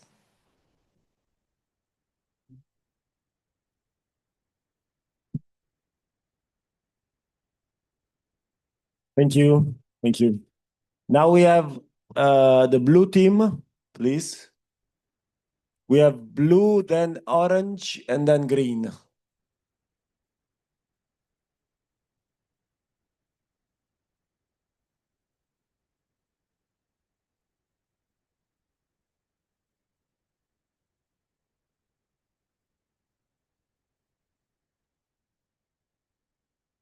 You? Yes. Okay. Thank you. Thank you. Talking about. Who's gonna talk though? Do you guys want to start the introductions down here so then we can work the mic up that way since they're starting? Sure. No, I know, they're talking first, so we should start the introductions down there so the mic works out. Yeah, I like that. Okay. So you introduce yourself first. Oh, okay. Okay. Okay. Hi everyone.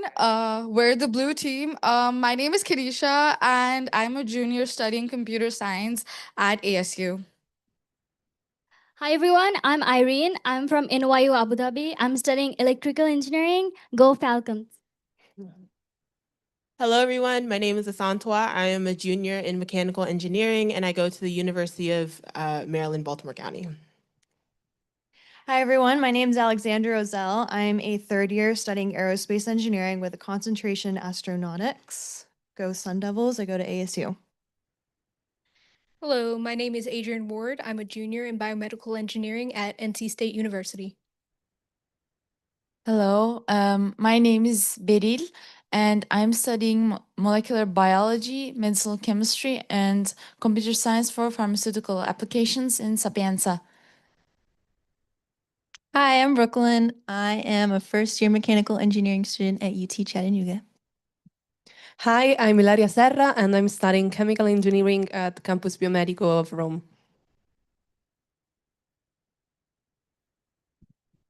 So to start off with the first question, so looking at what skills and mindsets we've discussed a lot during the workshop that were really impactful to us, we started out with purpose, the idea that engineers really need to hone their skills and, studying around their purpose, we thought was really impactful. Also, a focus on humility, that we are just, one piece of the puzzle and that we are a big or a way of supporting other communities, but we, aren't we aren't the smartest person in the room. We aren't, the one who has all the answers. We're just trying to do what we can to, help our communities. Also, interdisciplinarity is a huge part of what GCSP is to all of us. So we wanted to speak on that a lot. And so we also looked at what is missing from engineering disciplines.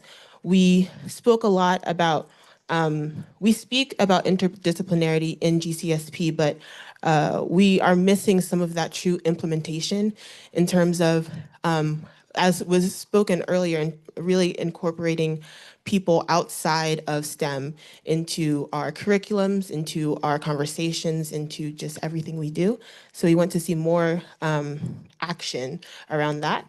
Also, a big part of the attitude around engineers, we feel that they're often, speaking back to humility, often is a lot of ego in engineering, and we want to step away from the idea that the engineer is the smartest person in the room, and just that we can learn from everyone and that we should share our spaces and get out of the bubble of engineering and be more collaborative and giving of the space, because there shouldn't be any hierarchy in education and STEM and everything. So that was something we really wanted to speak on. Also, this goes along with what I just mentioned, but the stigma around what is considered valuable in engineering. There shouldn't be the idea that one engineering discipline is more important than the other. And we want to really emphasize that. And I will end this part of the question with we want to encourage people to branch out of engineering, and there needs to be more incentive to do so, because it can be very easy to just stay in your bubble, but make sure you make the effort to meet new people and learn new disciplines and everything around that. Another thing we talked a lot about is the idea of field experience. And my example being one of my roommates is an education major, and as part of their courses, they are required to go into elementary classrooms and watch the teachers and interact with the students as a way for preparing them for their future as being the teacher who is teaching the students. And so I think it would be really beneficial for us as engineers to be taken out of the classroom more often into real world environments, even to just observe or just talk to other people to see what their issues are or to gain a better connection with the community. Because sometimes the title engineering can be very intimidating to other people. So making it less intimidating by interacting more with the community is a really good option. The second question we were asked to reflect on is what major change would we make to GCSP right now as a whole? And a big topic at this conference was social consciousness. Now, social consciousness is constantly applied to how can you make your community a better place? How can you change the world? How can you make an impact? The issue is we're not making an impact within our own majors right now. We're not being socially conscious within our degrees. Typically, how your major works is you take class after class after class strictly within your pathway. As an aerospace engineer, I'm not asked to take classes in chemical engineering. That's probably a class that I should take. I should understand how chemical reactions work when I make rocket fuel or when I'm building a propulsion system. That's something I should understand.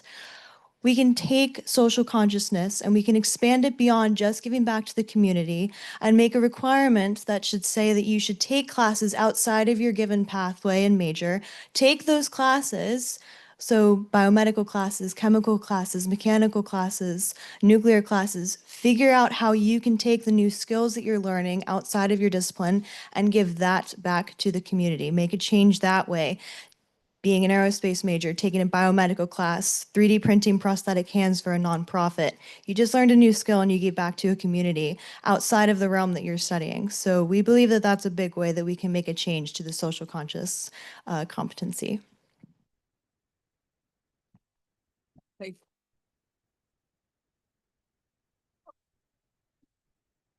So regarding to the third question, I think that it's important to build a strong alumni communities in order to maintain the relationship between students, workers, and engineering in general, and especially to make easier the possibility and the opportunity to fly and to study abroad, so allowing everyone to join JSP program all over the world.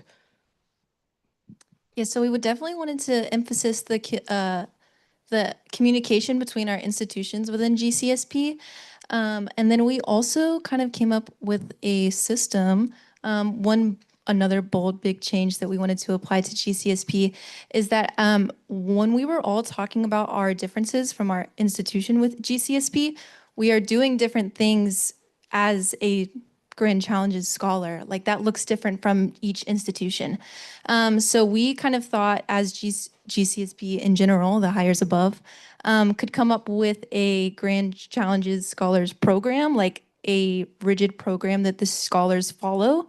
And then whenever they graduate, they become a scholar, and then we have an alumni program. But essentially making it look the same across all institutions, so that we have one big Grand Challenges program, if that makes sense. And the last part was, what was the most rewarding part to be in this program? So it was to connect with all these scholars who are going to make like all the decisions after 10, 15 years, and that will make a change in the world. Either it's going to be a good thing, or it's going to make a bad change, which we don't want. So to connect with these people who are going to be, hopefully we will be friends in the future, to make changes in different countries for policies, engineering, and everything. And also the professors, directors, and everyone who arranges this program, we want to thank you.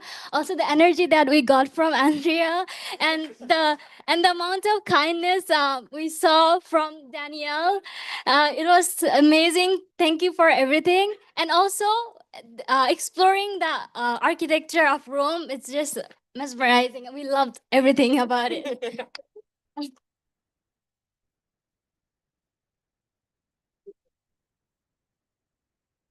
Okay, perfect. Now, orange team, come on stage.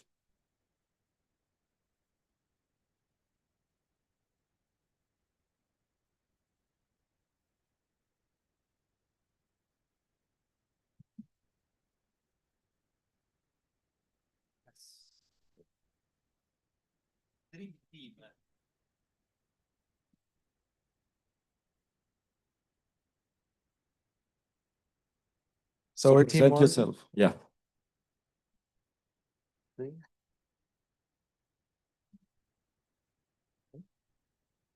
So we're Team Orange. We're repping our colors.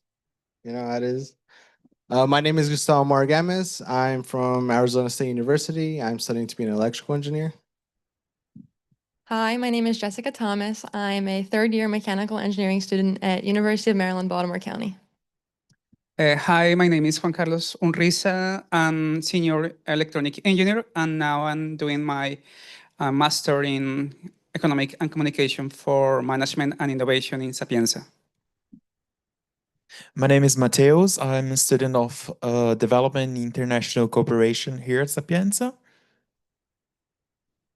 Hello, my name is Federico. I graduated at January at University of Rome, Sapienza. I study economy. Hello, everybody. I studied the same of him. I am Gabriele. Sorry, I studied the same of him in Sapienza and graduated the same day.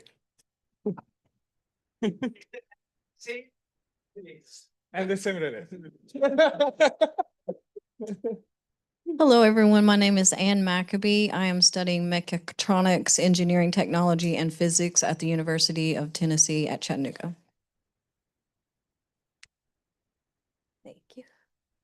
So for our first part, the skills and mindsets that we saw a general theme with was the engineering with purpose, solidarity, and community.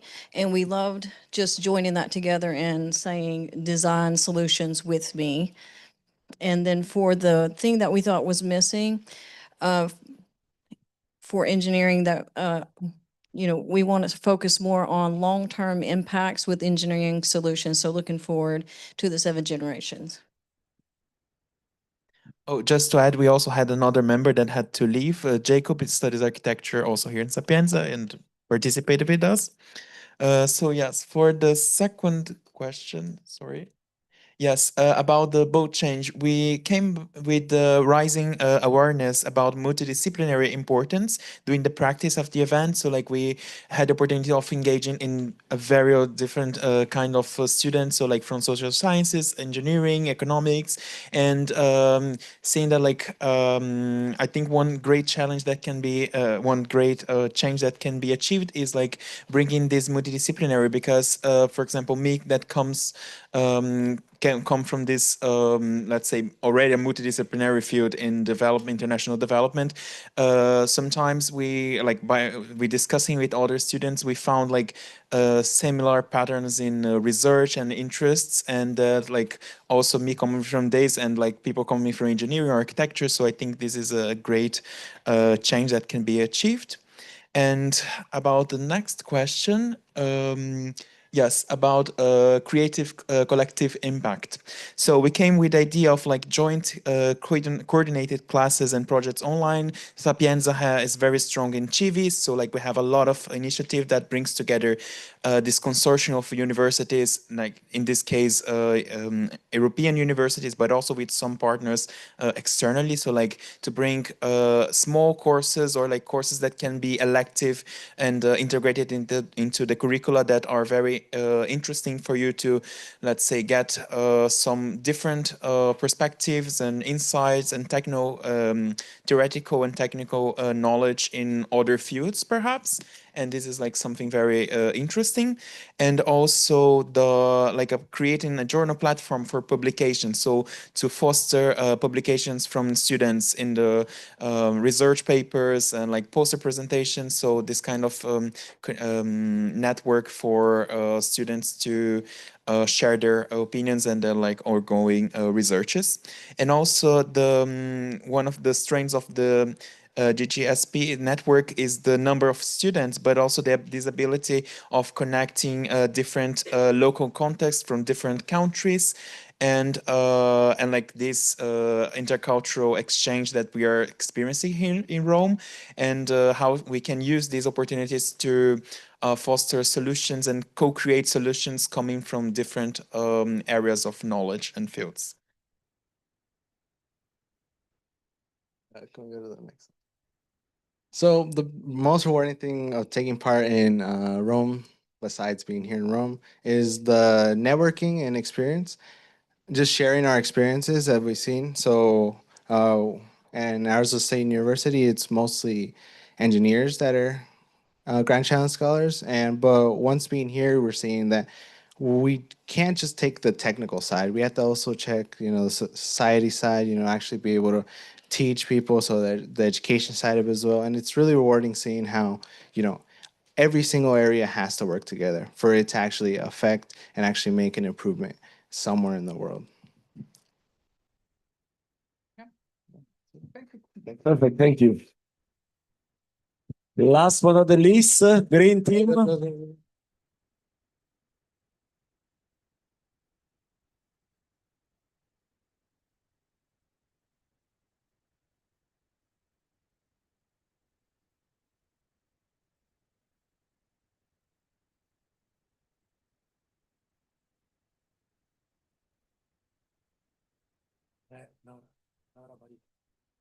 You want me to connect? Is it after? No, there. Speranza means hope, green and hope. We have it not working, the connection. That's why I asked you to send me. Huh? Oh, it won't work? Oh, and I can click with that? Yeah. Okay, perfect.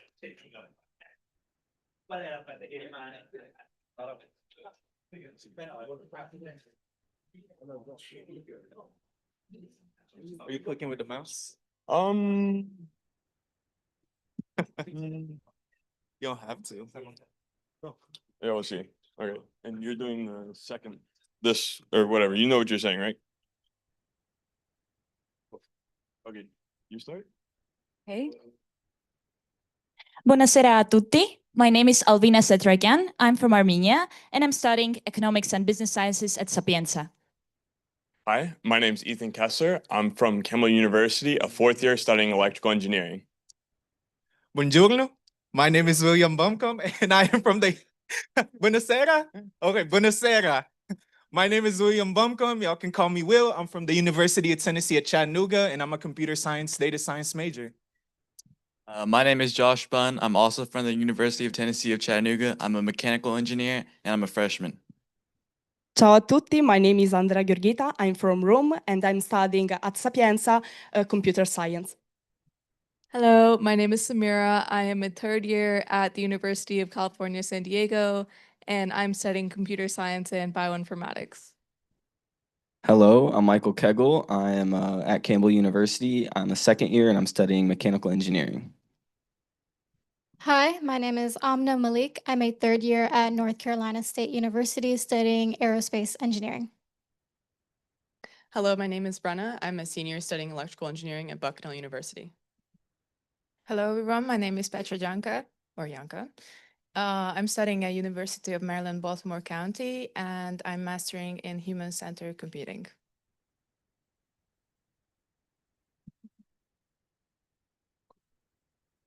For skills and mindsets, we converged on one point.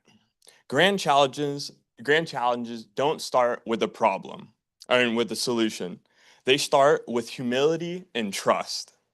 Across the workshops, the strongest theme was designing with people, not for people, and treating communities as co-leads instead of end users. What's missing in traditional engineering is practice in real ambiguity, problems with no single right answer, and the ability to implement not just a prototype. One bold GSSP change that we would suggest for our conference and our long-term cooperation. We want to engage students in a long-term, at least for 1 year program, where students can work on a externally validated challenge with a community partner. That would increase the engagement and student cooperation among the universities that are cooperating and participating in GSSP.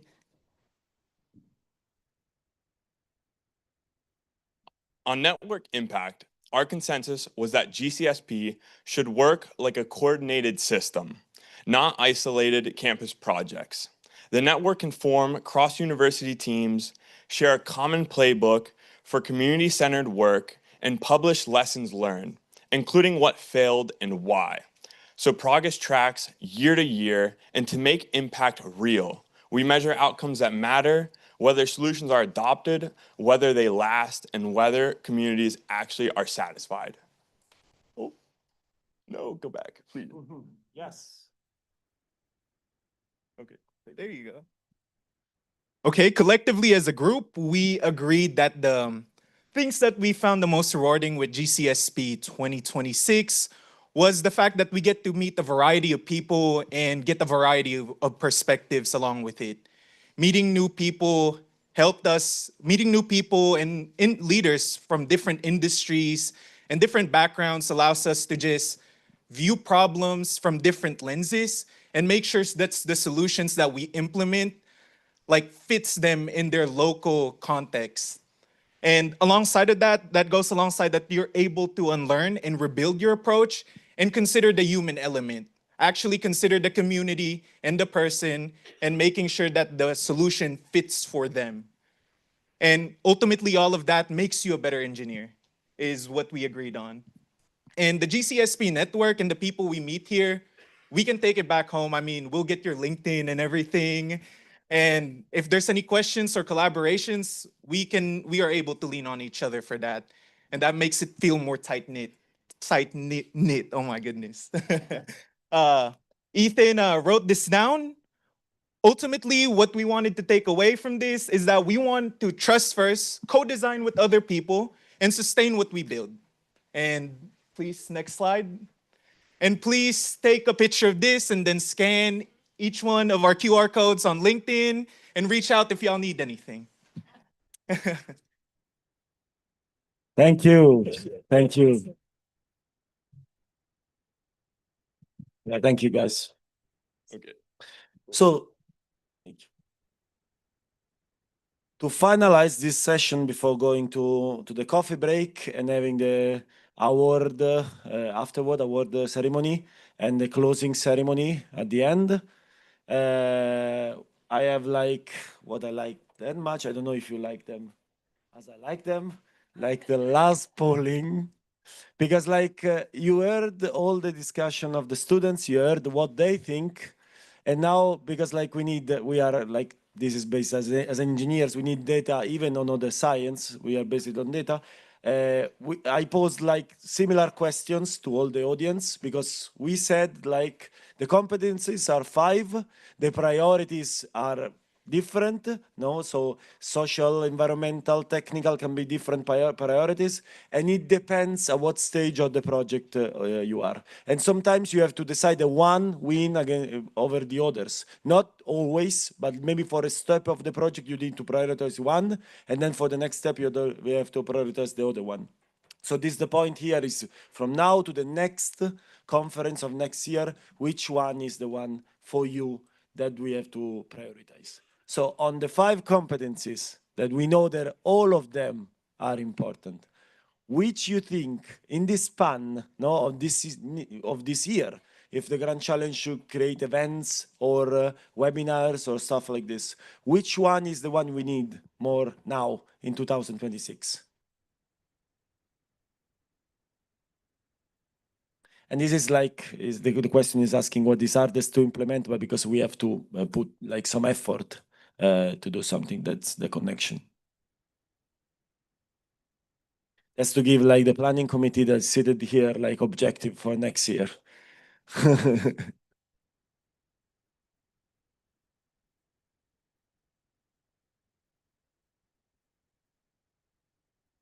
Okay. It seems I didn't expect that answer actually. You did expect, Jamal, this answer? You can talk. No, I didn't expect this answer. I didn't expect like all these people voting entrepreneurship. Did you? Why you think? I didn't. I honestly thought, I had always thought that at least for my students, the multicultural one is the hardest. Okay. And I think it has to do a lot with the fact that our curriculums in engineering are very rigid. Okay. And it doesn't allow for much of study abroad or other experiences like that. So that plus the economical issue is what makes that one the challenges, the more challenge of Okay. the 5. Okay. Professor, what do you think? Encouraging because I'm sure that regarding technical and the others, we do it at school. Multicultural, I like that it has a very good approach. Social is a little, but it's okay. Just to take in consideration. But the hardest to implement in practice, that's true. Entrepreneurship for sure is important. For engineers, we are really bad in the entrepreneurship, so it's good. We know, we have this problem. Yeah, I think certainly for engineering students to learn the nuances of business, entrepreneurship, you are generating amazing ideas, as we've seen for some of the students already. So I think that's an important thing, and it's something for us to consider to really expand on. I know that certain institutions, certain universities have innovation and entrepreneurship exploration as part of their curriculum. So certainly it's something we should be better at for sure. I would say, kind of to what you're saying, Maria, about the curriculum being so hard and making it hard to put more stuff into it. I would think that multidisciplinary is probably one of the hardest and probably one of the most needed, right? Especially thinking about this idea of AI, you need to be able to understand the information you're putting into it to understand the information you're getting out of it. It's the same thing as working with other disciplines, right? You can be deferring to expertise, sure, but you need to understand what that expertise is actually giving you back and be able to have good conversations, good feedback with them. And I think sometimes with the students I work with, it's easy to get trapped in this idea of I have to focus on my engineering discipline and think that, well, that's enough. I don't have to stretch myself and learn something else. Like there's more to the world than just what you focus on. You should be stretching yourself, but it's supposed to be a little bit hard. It's not supposed to be easy, and you have time to do it. You don't have to be an expert right away, but you should strive to be better in some other category as well. Okay, let's go to the next one. What would most increase GSP global impact? So you said a lot of things now, you students, a lot of different point of views. But now, like, as we said, like we need to see what the majority is thinking to define what the community thinks is the priority in this.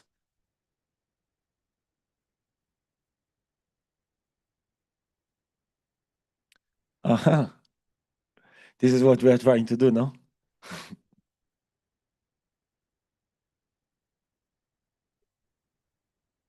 And I want to ask, like, the planning committee, not what do you think, but how do you think that we can respond to this needs, to this necessity? How we can increase shared international project or build a stronger alumni network? Daniel, you didn't tell us that we had to come here with solutions. So that's not fair. But you can use this to think what to do in the next year and the next year conference. I mean, it's certainly not surprising that shared international projects is coming out of this meeting today, or the meeting in these last couple of days. Certainly, the presentations show that. A lot of reference to the COIL program and other initiatives that really build in international projects. So that's certainly something that, in terms of the how, I think we as a network, it's building more opportunities to connect, whether it's in person or online, but certainly opportunities and really kind of sharing those opportunities with one another. And some schools, it is integrated into how their programs are set up.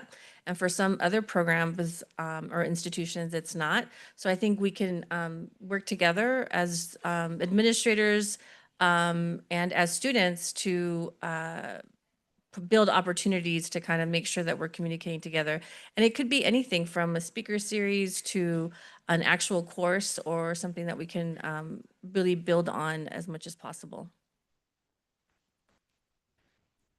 Of course, I like three numbers here.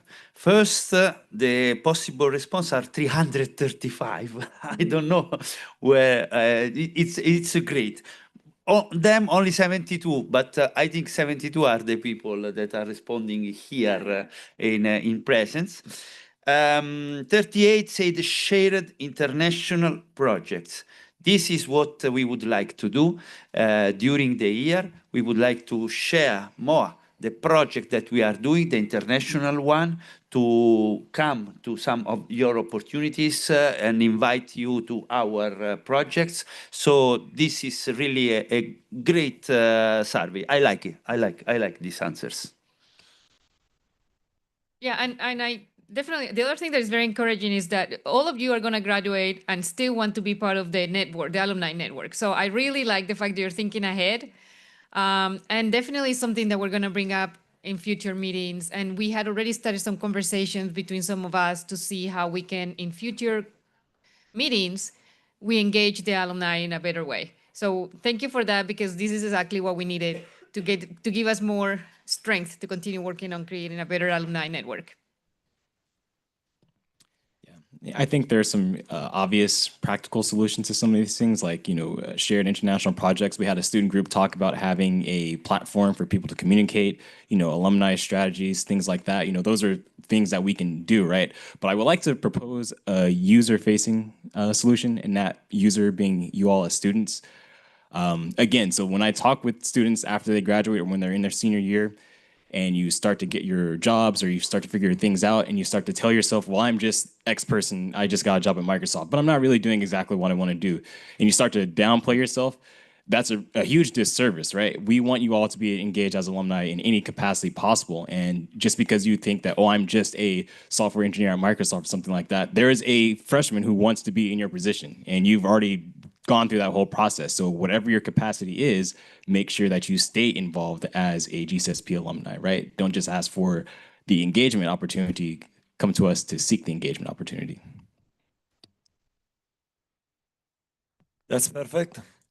Let's go to the third one that is asking, where should GCSP invest more effort in the next 3 years? That is connected with the last one, you know?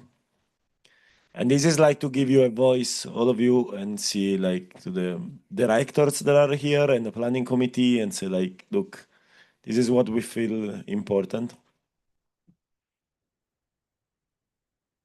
I don't know if we need comments on this because it's really aligned on the global coordination. But I think like this industry partnership that is going up, like show us that the students think that even connected with industry is important. Yes, it's interesting that 22 say global coordination among schools, but the sum of 25 say in industry partnership and in community-based projects. So it means that it's clear, the line is clear.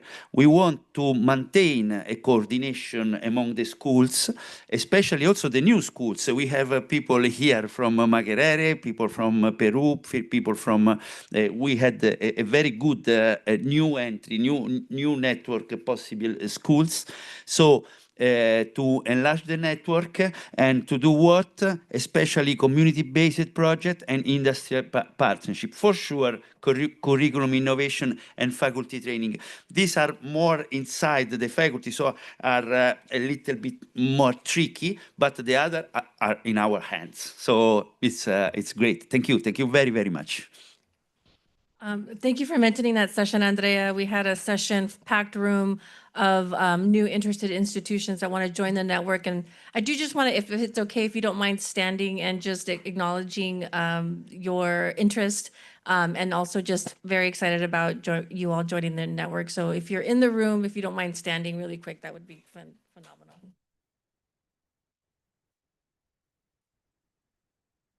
Thank you, Dorothy.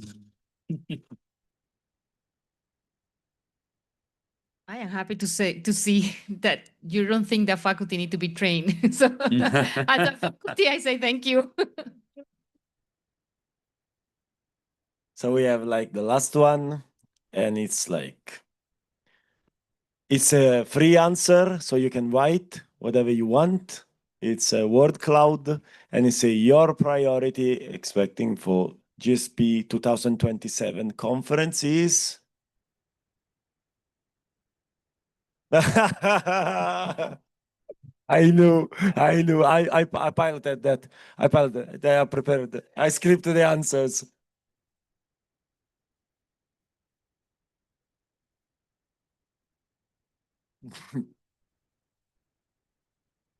I see Athens, Greece. I see Brazil. Brazil is big, so there are more votes for Brazil. Jobs and Wi-Fi. Warm weather, so not in February, maybe, if you come back to Rome. And well, experimental learning. Do it in Europe. Another Turkey coming back to us. It started with a turkey, we'll finish with a turkey.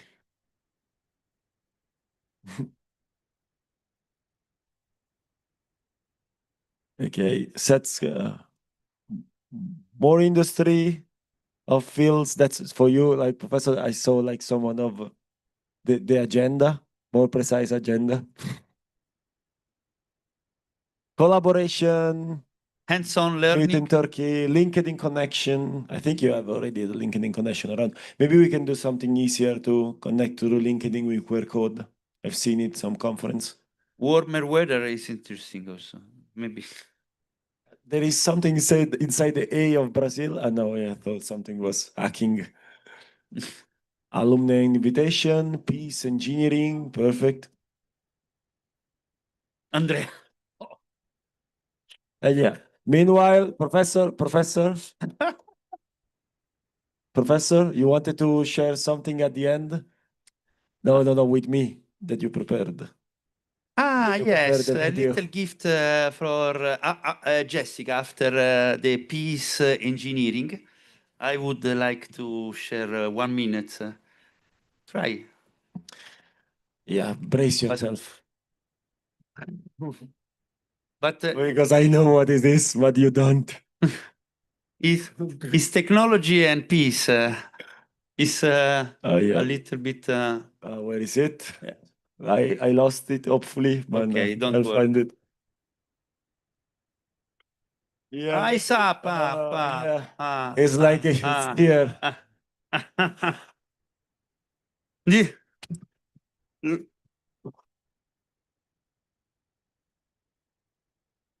Yeah.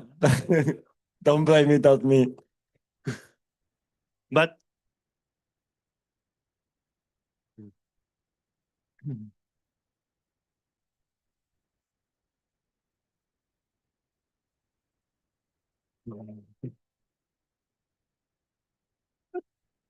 this is for Jessica.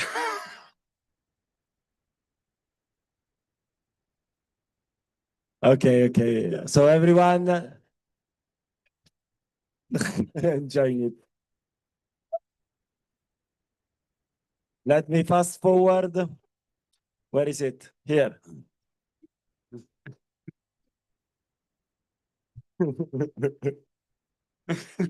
They call it a professor on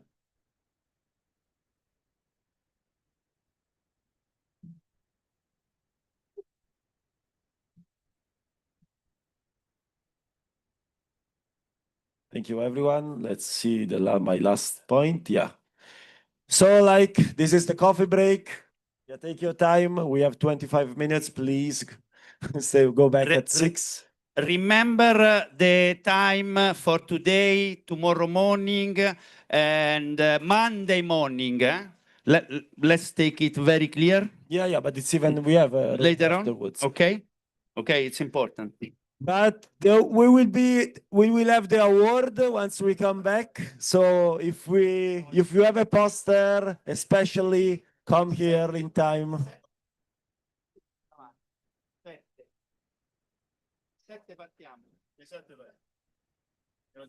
Monday morning, Monday morning, 7. We will leave from here, okay, by subway. At 7 we leave. So some minutes before, please stay here because at 7 we have to leave on Monday.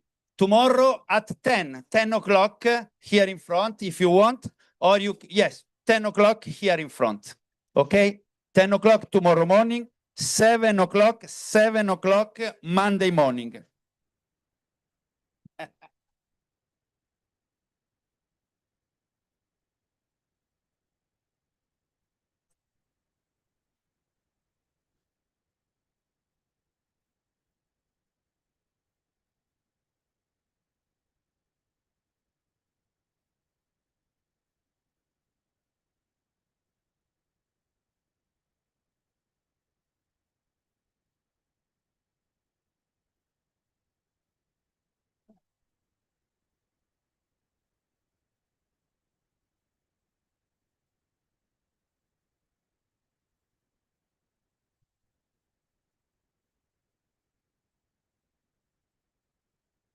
Yes.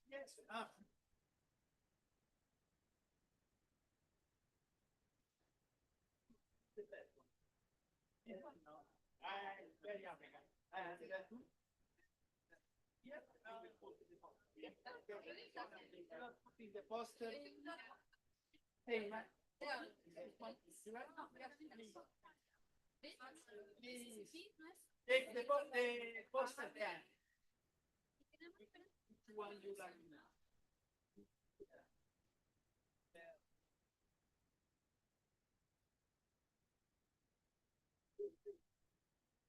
What kind you like? Yeah, very nice.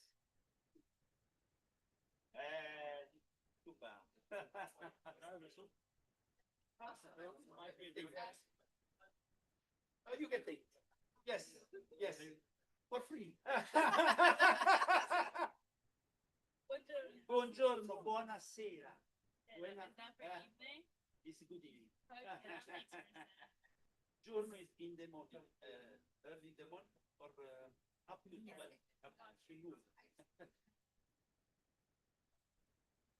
Oh, prendila anche tu il porta poster. This is your best, or this is also with the process. Yes, yes. Take it, take it. Mariella, quale di queste due?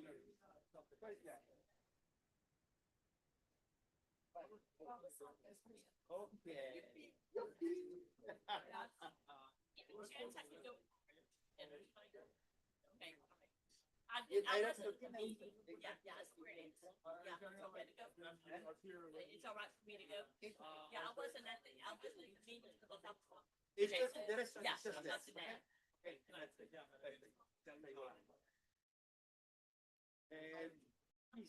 Please, the best, the color, that.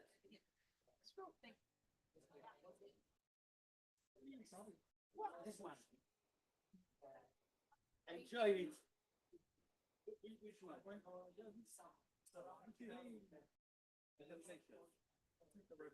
The red one. Go.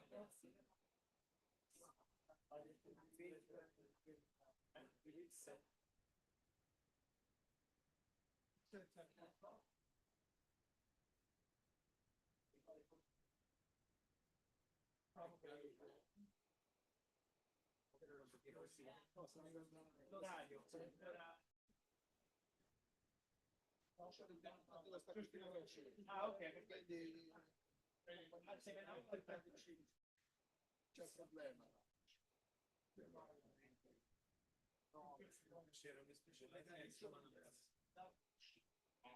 Ah, tanti senti sto dicendo, ma era? Welcome to your dinner.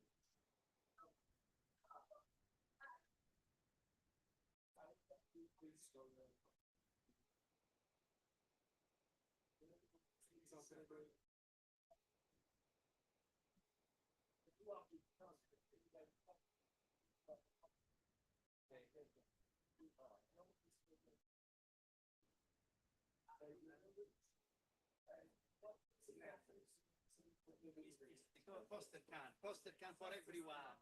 Poster can for free. Which do you like most? Please, red one. Red one is the best.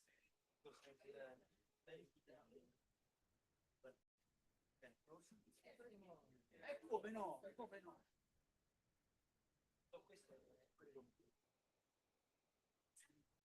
Enjoy. Come no? Sì, però mo sei andato via un attimo, non lo so perché. È sicuro, è sicuro. Mi hai fatto un grande regalo. Come stai? Tutto a punto.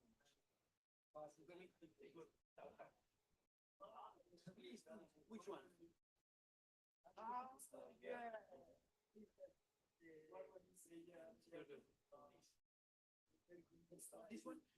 Oh, enjoy. Put the poster inside. So, which one do you prefer? 1, 2, 3, 4, 5. Which one? Wow, this one is for you.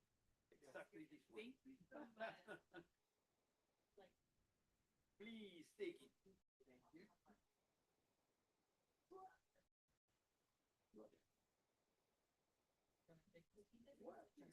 Yes, it's a pleasure for the experience. I really love it. My good time.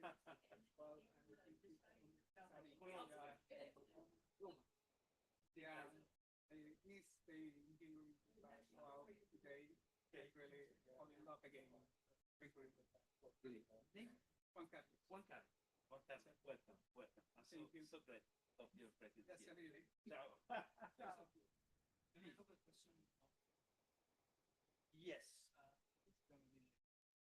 Tomorrow, tomorrow we are going just to see the Pope in St. Peter Basilica at the room. Few minutes.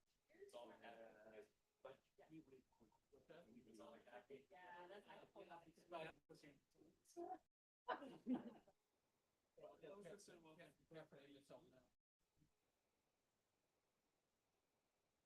Of course, at noon we are there.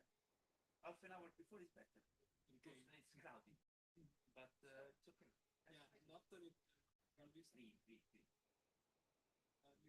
Next day, 7 o'clock here in front, because we have to take the bus.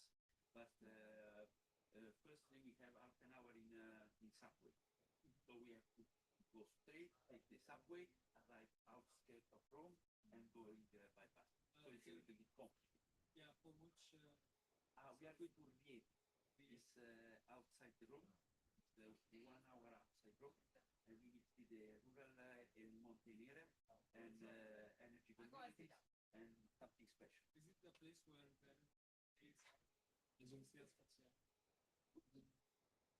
There you go. Perfect. You are searching only for the okay. No, Isa is near. Is Tor Vergata. You can go to University of Rome, number 2. Okay. The name is Tor No, Vergata. number 2, number Is 3. Yeah, number 1. Take one of Okay, these. I have already taken. Okay. Thank you. Perfect. Perfect. Okay, have a good day. Hi, Professor. I just wanted to say thank you so much for hosting the conference here. Okay. I'm from San Diego. I had a San really Diego. wonderful time. Yeah. Samira. Samira. Yes. Breaks. Thank you. Do you want to take one? No, I did not. Please take. I'm saying that. There's so many. The preferred one, please.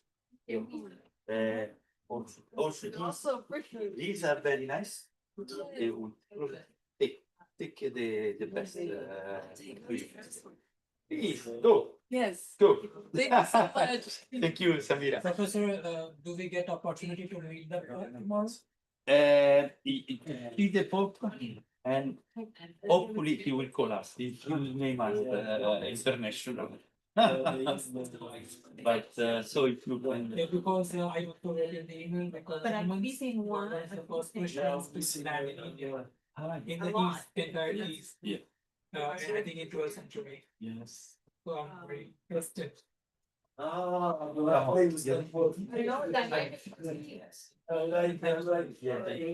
Also, not coming to me. I'm completely. How are you doing? It's good. I will like by Did you enjoy? yeah, Oh, like you're so so much Okay. learnings and it was a very and Professor, like one compliment from my side to you, like I really like your energy. And this is the first conference I'm attending with a lot of social events. Yeah. A lot of sports. So you can tell also. Like I know, okay, I'm gonna have to. Are you some water escape. the city center? Yes. No, like that. But I'm pitching. I think you have done So, that. see,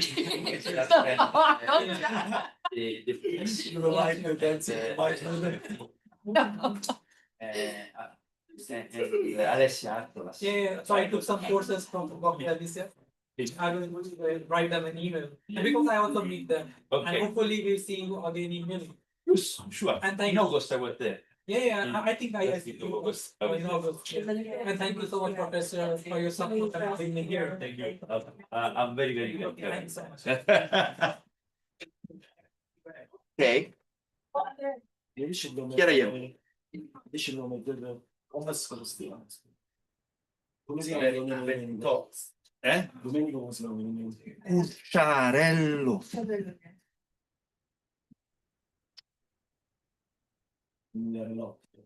We're missing a little more.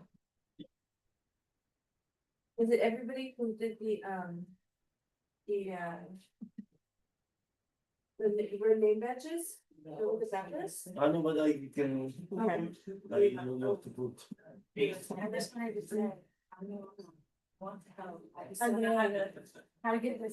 So we're gonna make the announcement of the location for next conference, right? Can we talk to you? Okay.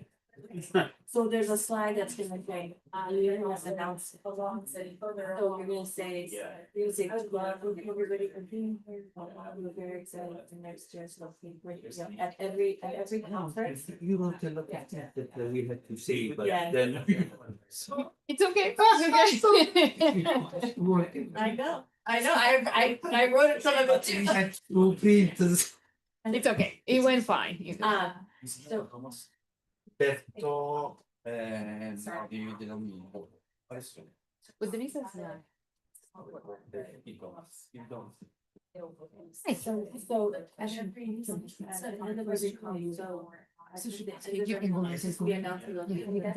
And I think you're gonna get one of those so you can put it inside. I'm pretty sure that's for you guys. So yeah, take it down. Okay. Yeah, but. Yeah. This is gonna be really fun because everybody wants Roman. We didn't write here the year or. For next time. Maybe 2 years, whenever.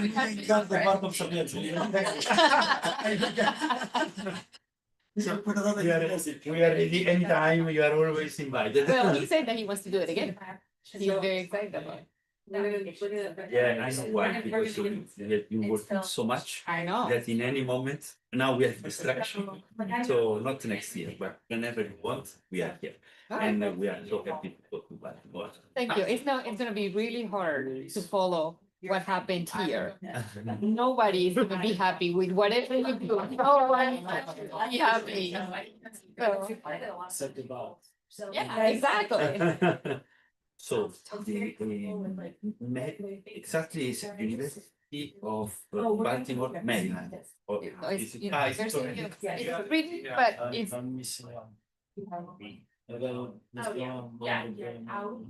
Mahmoud. Mahmoud is. Yeah. Yeah, not this. There's the name. But they are registered. Oh, that's.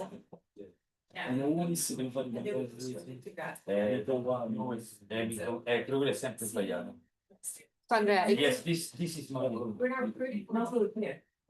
Yeah. I'm sorry, I'm here all day. Oh, yes. It's University of Maryland, Baltimore County.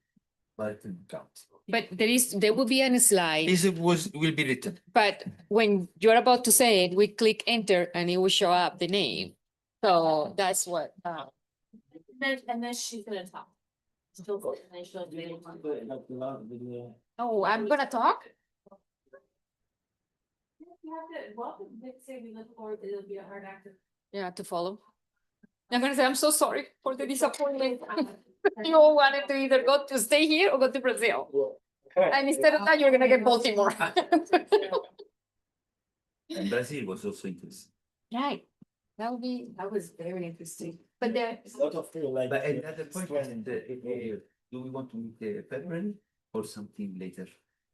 We Because can talk about it. I think the people that were wanting it February all the time are no longer, so I think I'm we are a open. little bit more free. I think so. Because it's always cold. It's always cold. He wants Brazil for surfing. So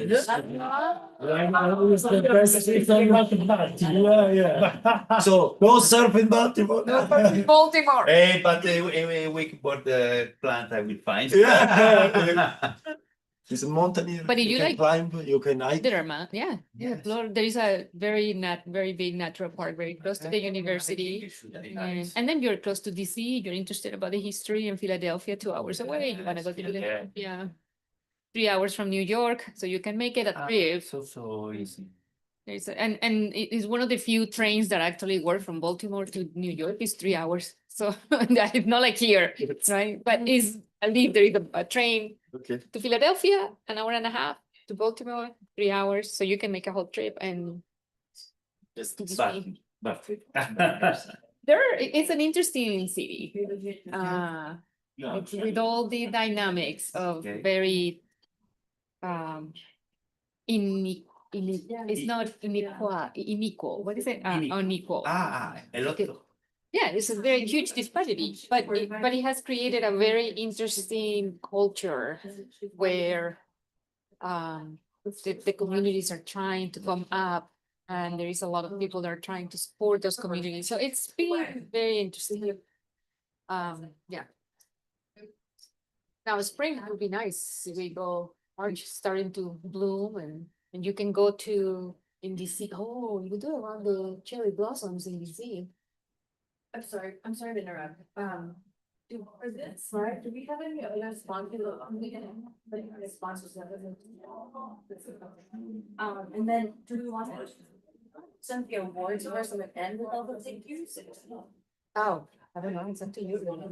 What do you think? What is it good? You can start with the awards and then start and then do the thank you. Okay. Sure. And then we'll go ahead and do it. Okay. So do you, who wants to do? Yeah, not the words. No, no, now. Oh, Yeah. we are ready. We are ready. For the students, right? Yeah. Yeah. That's like somebody, so there should be somebody. There should be somebody, and then I have a bag for it. Okay. No. It's a gift. A souvenir, let's say, not a gift. Sufficient. So I'm we can give out this bag too. We brought these bags for our table, but we didn't. So we have. Have the Yeah. plate here. Oh, wow. First, second, and third. Oh. For service learning. Oh, wow. Okay, so we have 2 third places. We can't have 2 third places? No, huh? Hey, they had special awards that they made. One, two, Wait, for three. service learning. Service learning posters. The Oh. poster regarding service learning. They work So at the done. social Yes, service. yes, social. Is we call it social service. Yes, social service. Yes. Okay. Let's call it. The service learning? Yes, yes. And then we have the scientific poster as well. Not the poster. We just have innovation and service learning. Innovation, yes, scientific innovation. Okay. Innovation. These are the 3 of service learning. And then I have the 3 of innovation. Okay. Nice. You like? So you're gonna have, maybe the best thing to do is to, or we mentioned someone needs. Yeah, so someone's gonna, so somebody will announce it here and then Andrea can give me a word. Okay. Okay, so you'll give, so I'll give him the one, you maybe, or Danielle, or you announce it. Okay. Yeah. Announce it. Okay. And then I'll give it to him to. Best poster. Best poster. Second and third. Okay. Okay. Best poster. Best poster is it's the innovation. Okay. Okay. Yes. Sì, Margherita, come no? Come no? Ottimo, benvenuta, grazie. Curioso.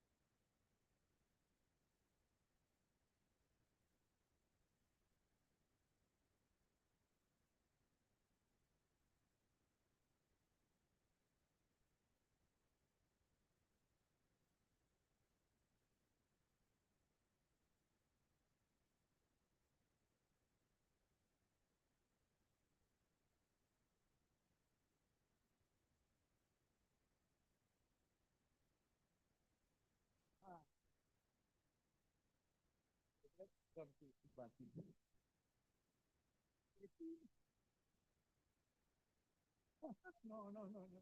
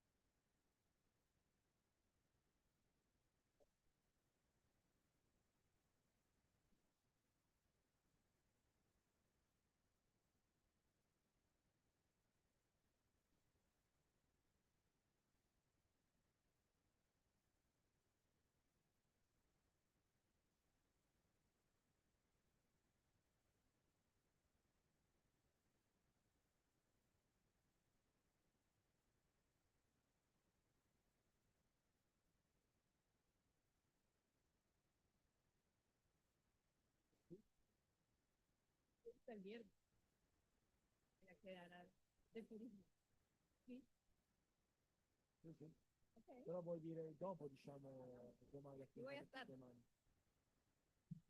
Dopo o prima lo devi adesso? Uh, are you gonna write slides on one side for the photo because many people ask it? No one's telling me that.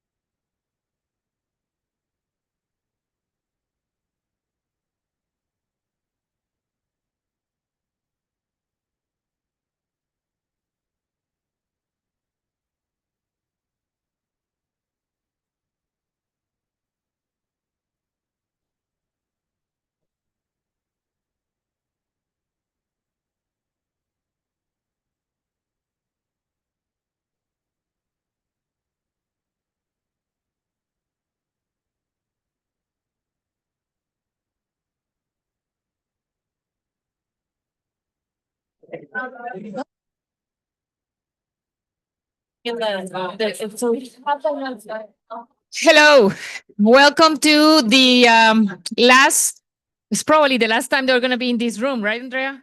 Yes. Okay, so the last time they were in this room, please take a note of what is on the board right now with the instructions for Sunday and Monday.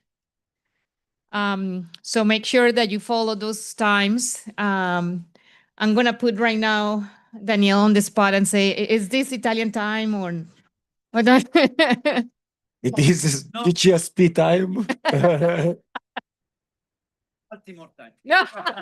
No, No. it's sharp. I know. Cannot wait, especially. Yeah, it's hard for the bus to wait for us, and it's harder for the Pope to wait for us. So when you say the faculty, in front of the faculty venue is right, we're talking about the main entrance. Okay, everybody clear on that? Main entrance of this building, tomorrow at 10 a.m. and then on Monday at 7. But then, yes. Yeah, tomorrow at 10 a.m. Okay. Okay, and Daniela is going to talk a little bit and also type in for tonight. I know there's some questions about the timing for tonight and what's going to be happening. So Danielle? Yeah, so we have no, I don't know if I want to say it. We have two options, let's say, but I will decide not leave like holding. No, I mean, yeah, the option is we start walking from here. It's a little bit far away, Trevi Fountain. It's like 15 minutes walk, 20 minutes walk. We start from here, but the forum, Roman Forum is closed, so we have to go all around. This is the first option, and we go from there, but we go Trevi Fountain, Spanish Steps, then we go Pantheon, Namona Square, and we do Castel Sant'Angelo. Or, second option, but I'm not sure I want to do it. We take the subway, we go to, because like I want to show you Piazza del Popolo with Villa Borghese, but I think we cannot do it. It's too risky. It's too risky. Yeah. We don't trust ourselves. Not at all. So like no option 2, option 1. We walk to Trevi Fountain from here. Perfect.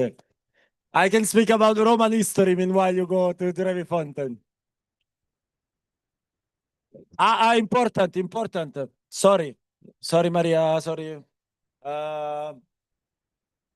Take your poster. So we want to give it now, Professor. Maybe it's better that everyone, or at the end.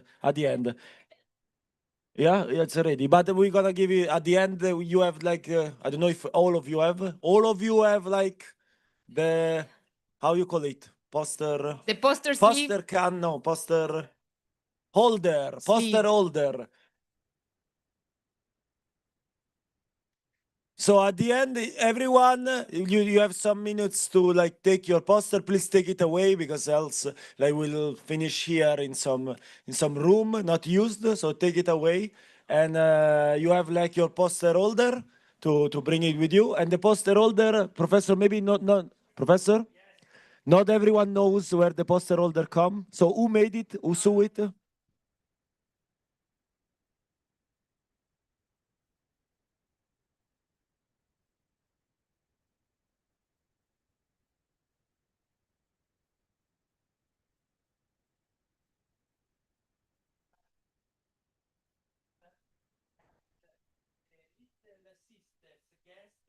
They take it as a tailors they made for you this to cover your poster on the slide. Okay? Going back your event. If you have not a poster, you can pull it of cotton order and you can see on the slide. Okay? So enjoy also this. This is a gift that we want to give all of you.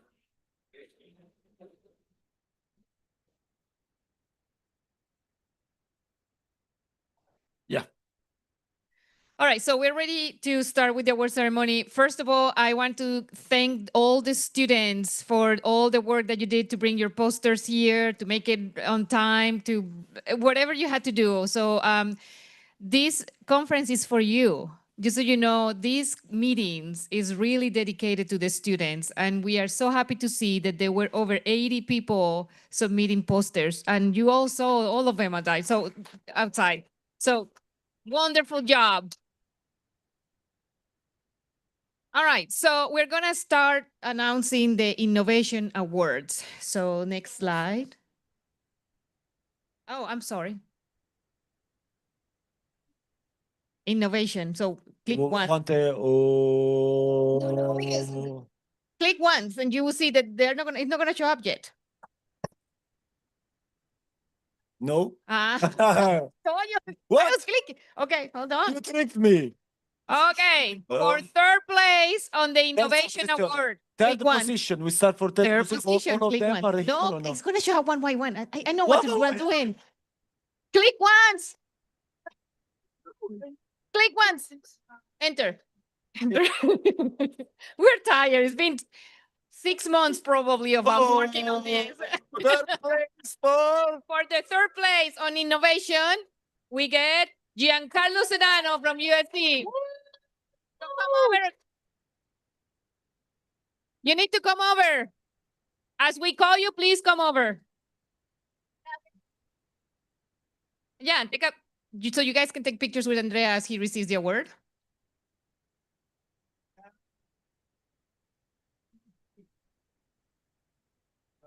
Wait. Nora is coming. Go, Nora. No, it's running away. What was the poster about? Microphone. Yeah. Over there. What in 2 words? In 2 words? What about In 2 words? the poster? The topic of your poster. I had used AlphaFold 2. It's an AI-driven online source platform to help create new antibodies that I'm using to make neuronal tracers to help reverse engineer the brain. Perfect. Thank you. Second. All right, on Another second one. place, Oh. we get Alexandra Rosell from ASU. ASU. Alexandra.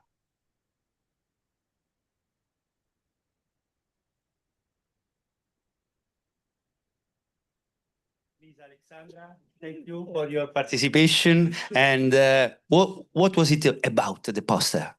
My poster was about semiconductors, so it was about a process that was developed through crystalline structure.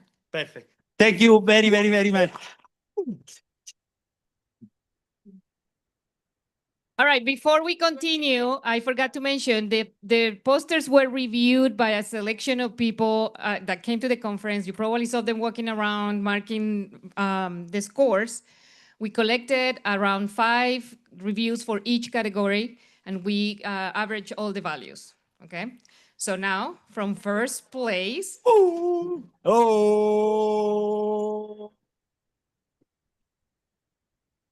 Santo Ana from University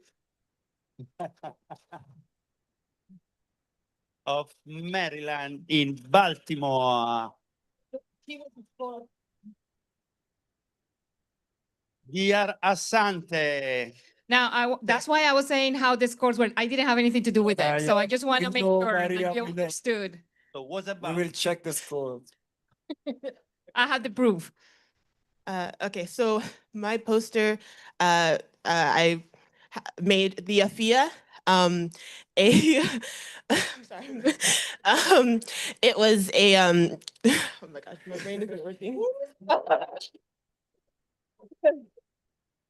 It was a prototype of a hand exoskeleton meant to help people regain hand functionality after losing it due to paralysis or stroke. Thank you.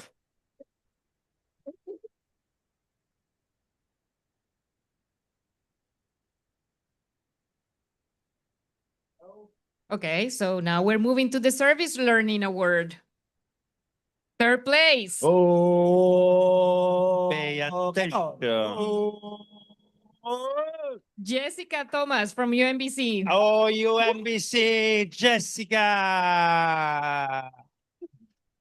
Jessica. Thank you for your commitment, for your good poster project. This is the third place. Thank you. What about? I created a 3D tactile magnetic puzzle to help individuals with visual impairments be able to complete a puzzle more easily. Great. Thank you. Thank you very, very, very much.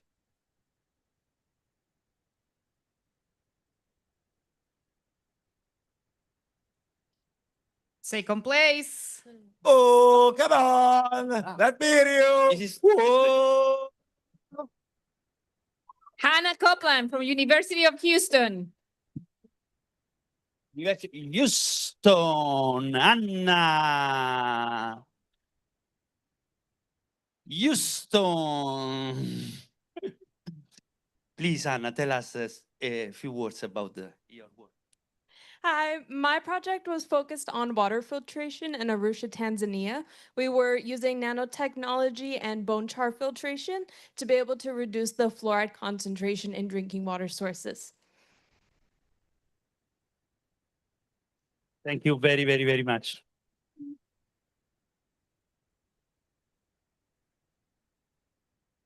All right, and now first place. Come on. For the first place in service learning.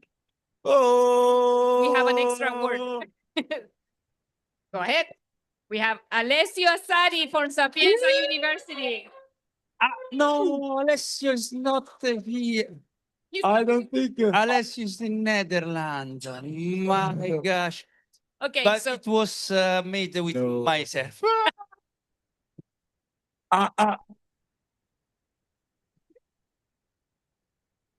have the results. We can check. They are open for Reviewers.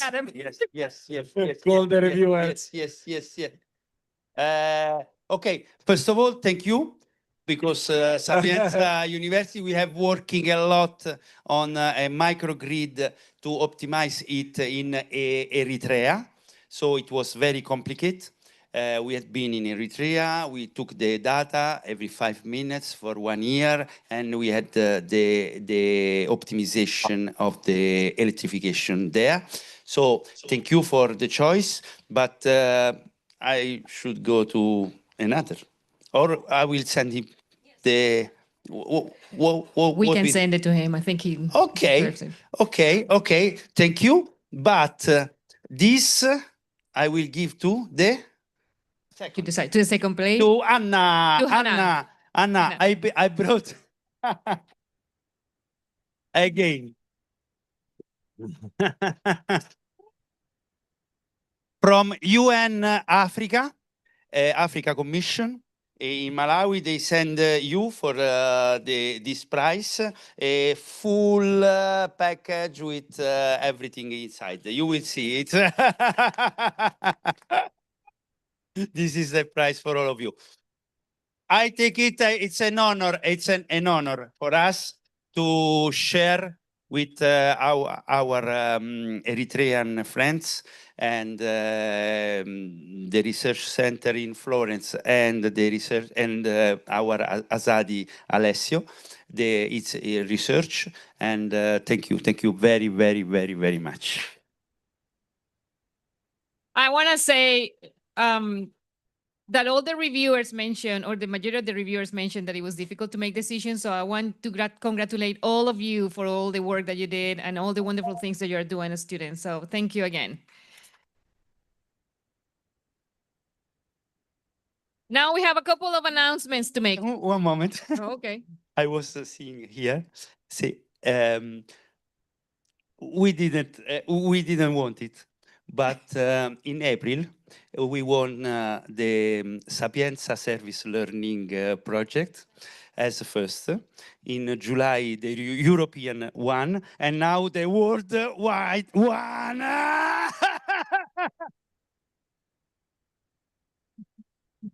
We have done everything possible to avoid it. Well, that means that you reviewers were right. You picked the best one.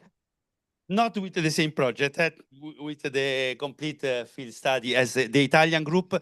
I have to rethank the Italian group here, the people coming with us in Nepal especially, but also in Uganda and Kenya, and the people that is staying with us for all this year, working together, working for these special days. Thank you. They are here, but they are all over. Please stand up, the Italian group.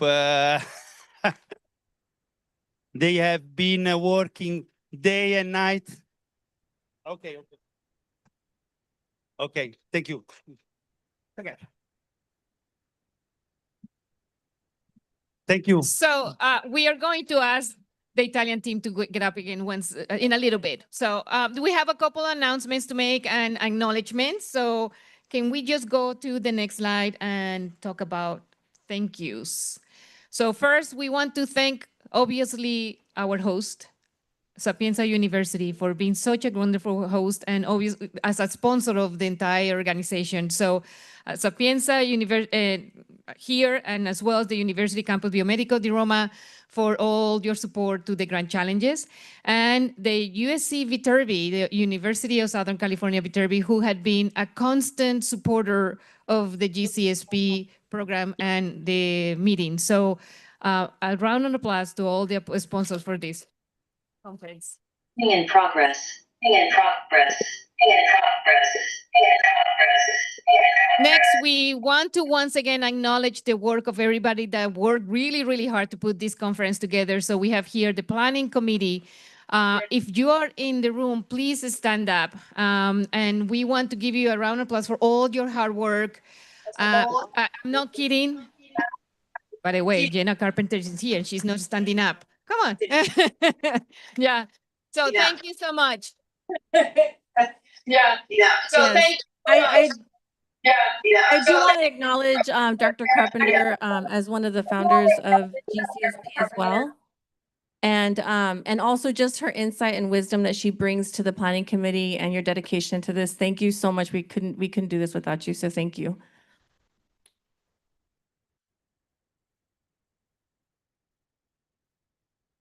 All right, next. We want to again say thank you for every single volunteer here in Sapienza. So we try to make, yes, I'm sorry. Before we do that, this is the review committee for the posters. If you're here, please stand up too, because I think you also deserve the recognition. You walked a lot to get to the posters and do several rounds. So please stand up once again. If you're here,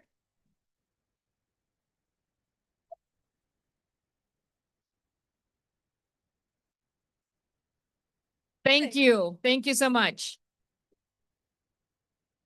All right, now the Sapienza group. Next one. Oh, we're almost done. Hold on. What happened? Oh, there you go. The amazing Sapienza planning team. Finally, thank you so much for please stand up. Please stand up, all of you, all of you. I wanna say thank you.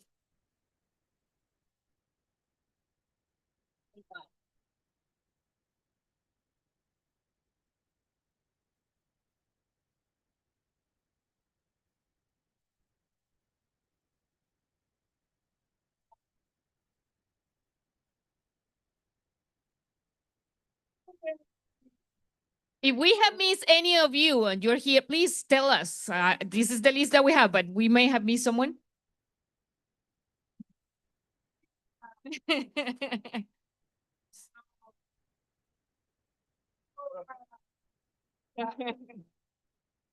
Sonia. Sonia, she spent 1 year at SUNY, at Syracuse. She was last year in the Grand Challenges annual meeting, and just coming to Rome to participate and to organize here.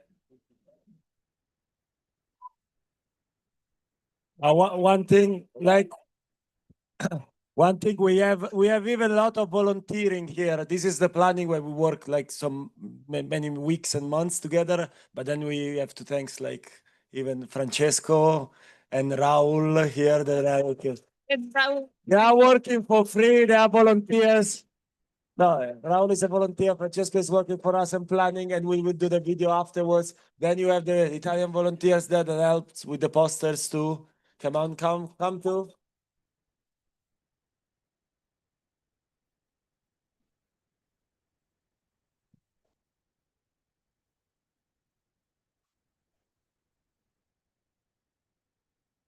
Very good.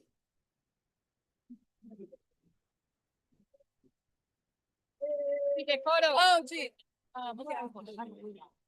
Fantastica. Grazie. Yes, please come up, all the Sapienza team, come up and for the photo.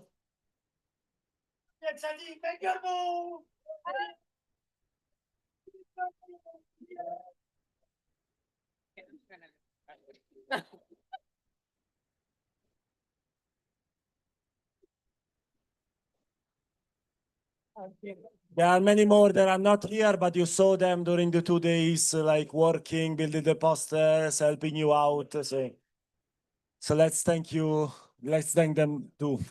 They are not here now, but Definitely. they were too tired. Now, very special thank you to our magnificent host and Danielle.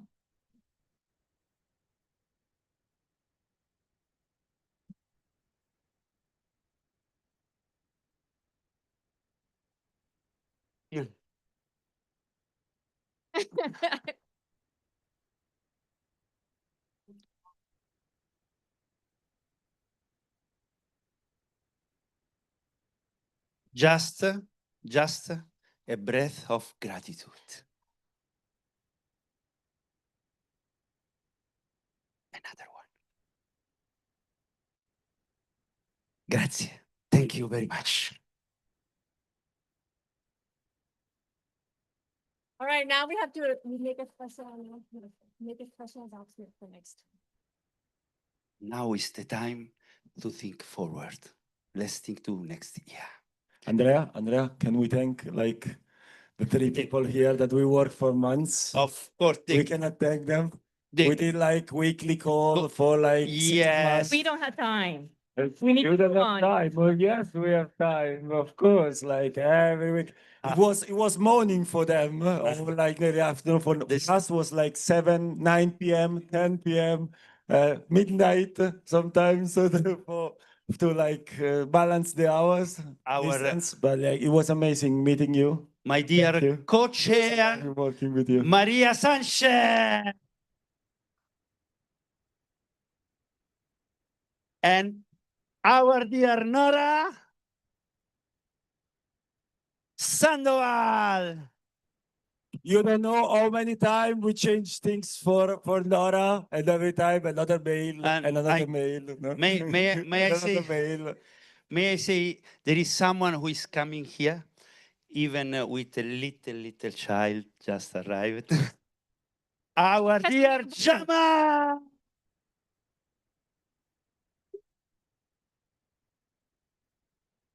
Thank you. Thank you for being with us all these months and here these days. Thank you very much, Jamal. Thank you, everyone. And now it's time to think to next year. First of all, I want to say something. You can see here, we made this banner without a year and without a day. That's why, because you are welcome any day, any year, whenever you want to come, you will be the most welcome in Rome. First.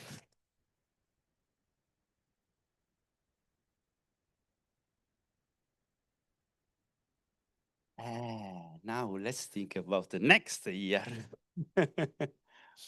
Do we want to see it? 3, 2, 1. Welcome next year to University of Maryland, Baltimore County, UMBC! Our Maria is hosting us. Well, I found out this maybe a week ago, right? But I wanted to say that it's gonna be very, very, very hard to follow this year. So Baltimore is no Rome, neither Brazil, because all of you voted for Brazil. So I am sorry to tell you we're going to Baltimore. But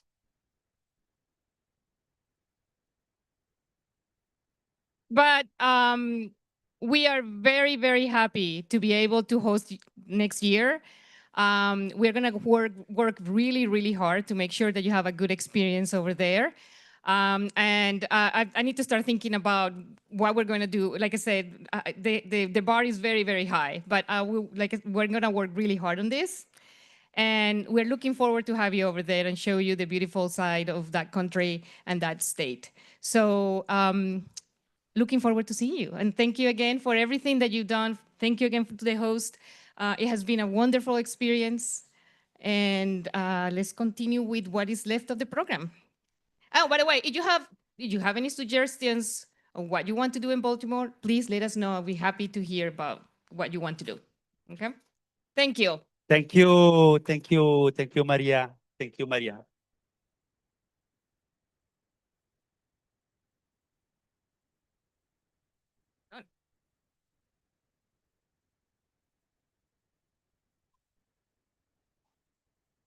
One more thing. We will work on sending. So yeah, don't ignore emails. Daniel, you were talking about emails, but we're going to have one more.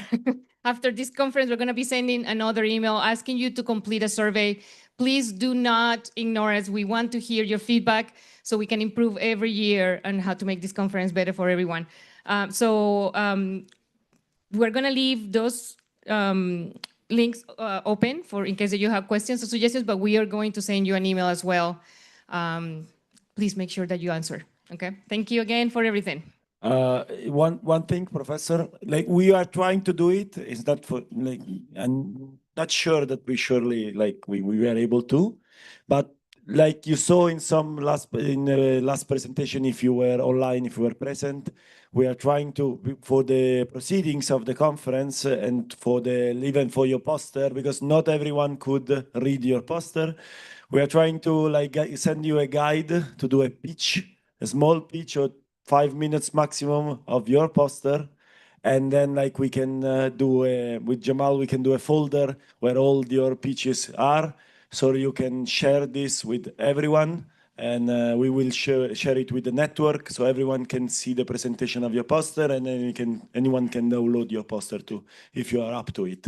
So who want to do it, I will send you an email. I don't know if this week, but I think in a couple of weeks I will send you an email with instruction. You can send it to us and we can do this too if you want.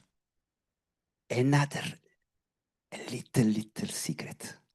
You can see this banner is well written high, because tomorrow we will show you to Pope Leo XIV. Sometimes he say hello to some groups. Let's see if he will notice our group and our working in serving communities. So don't stay with us also tomorrow morning. Okay? Thank you everybody.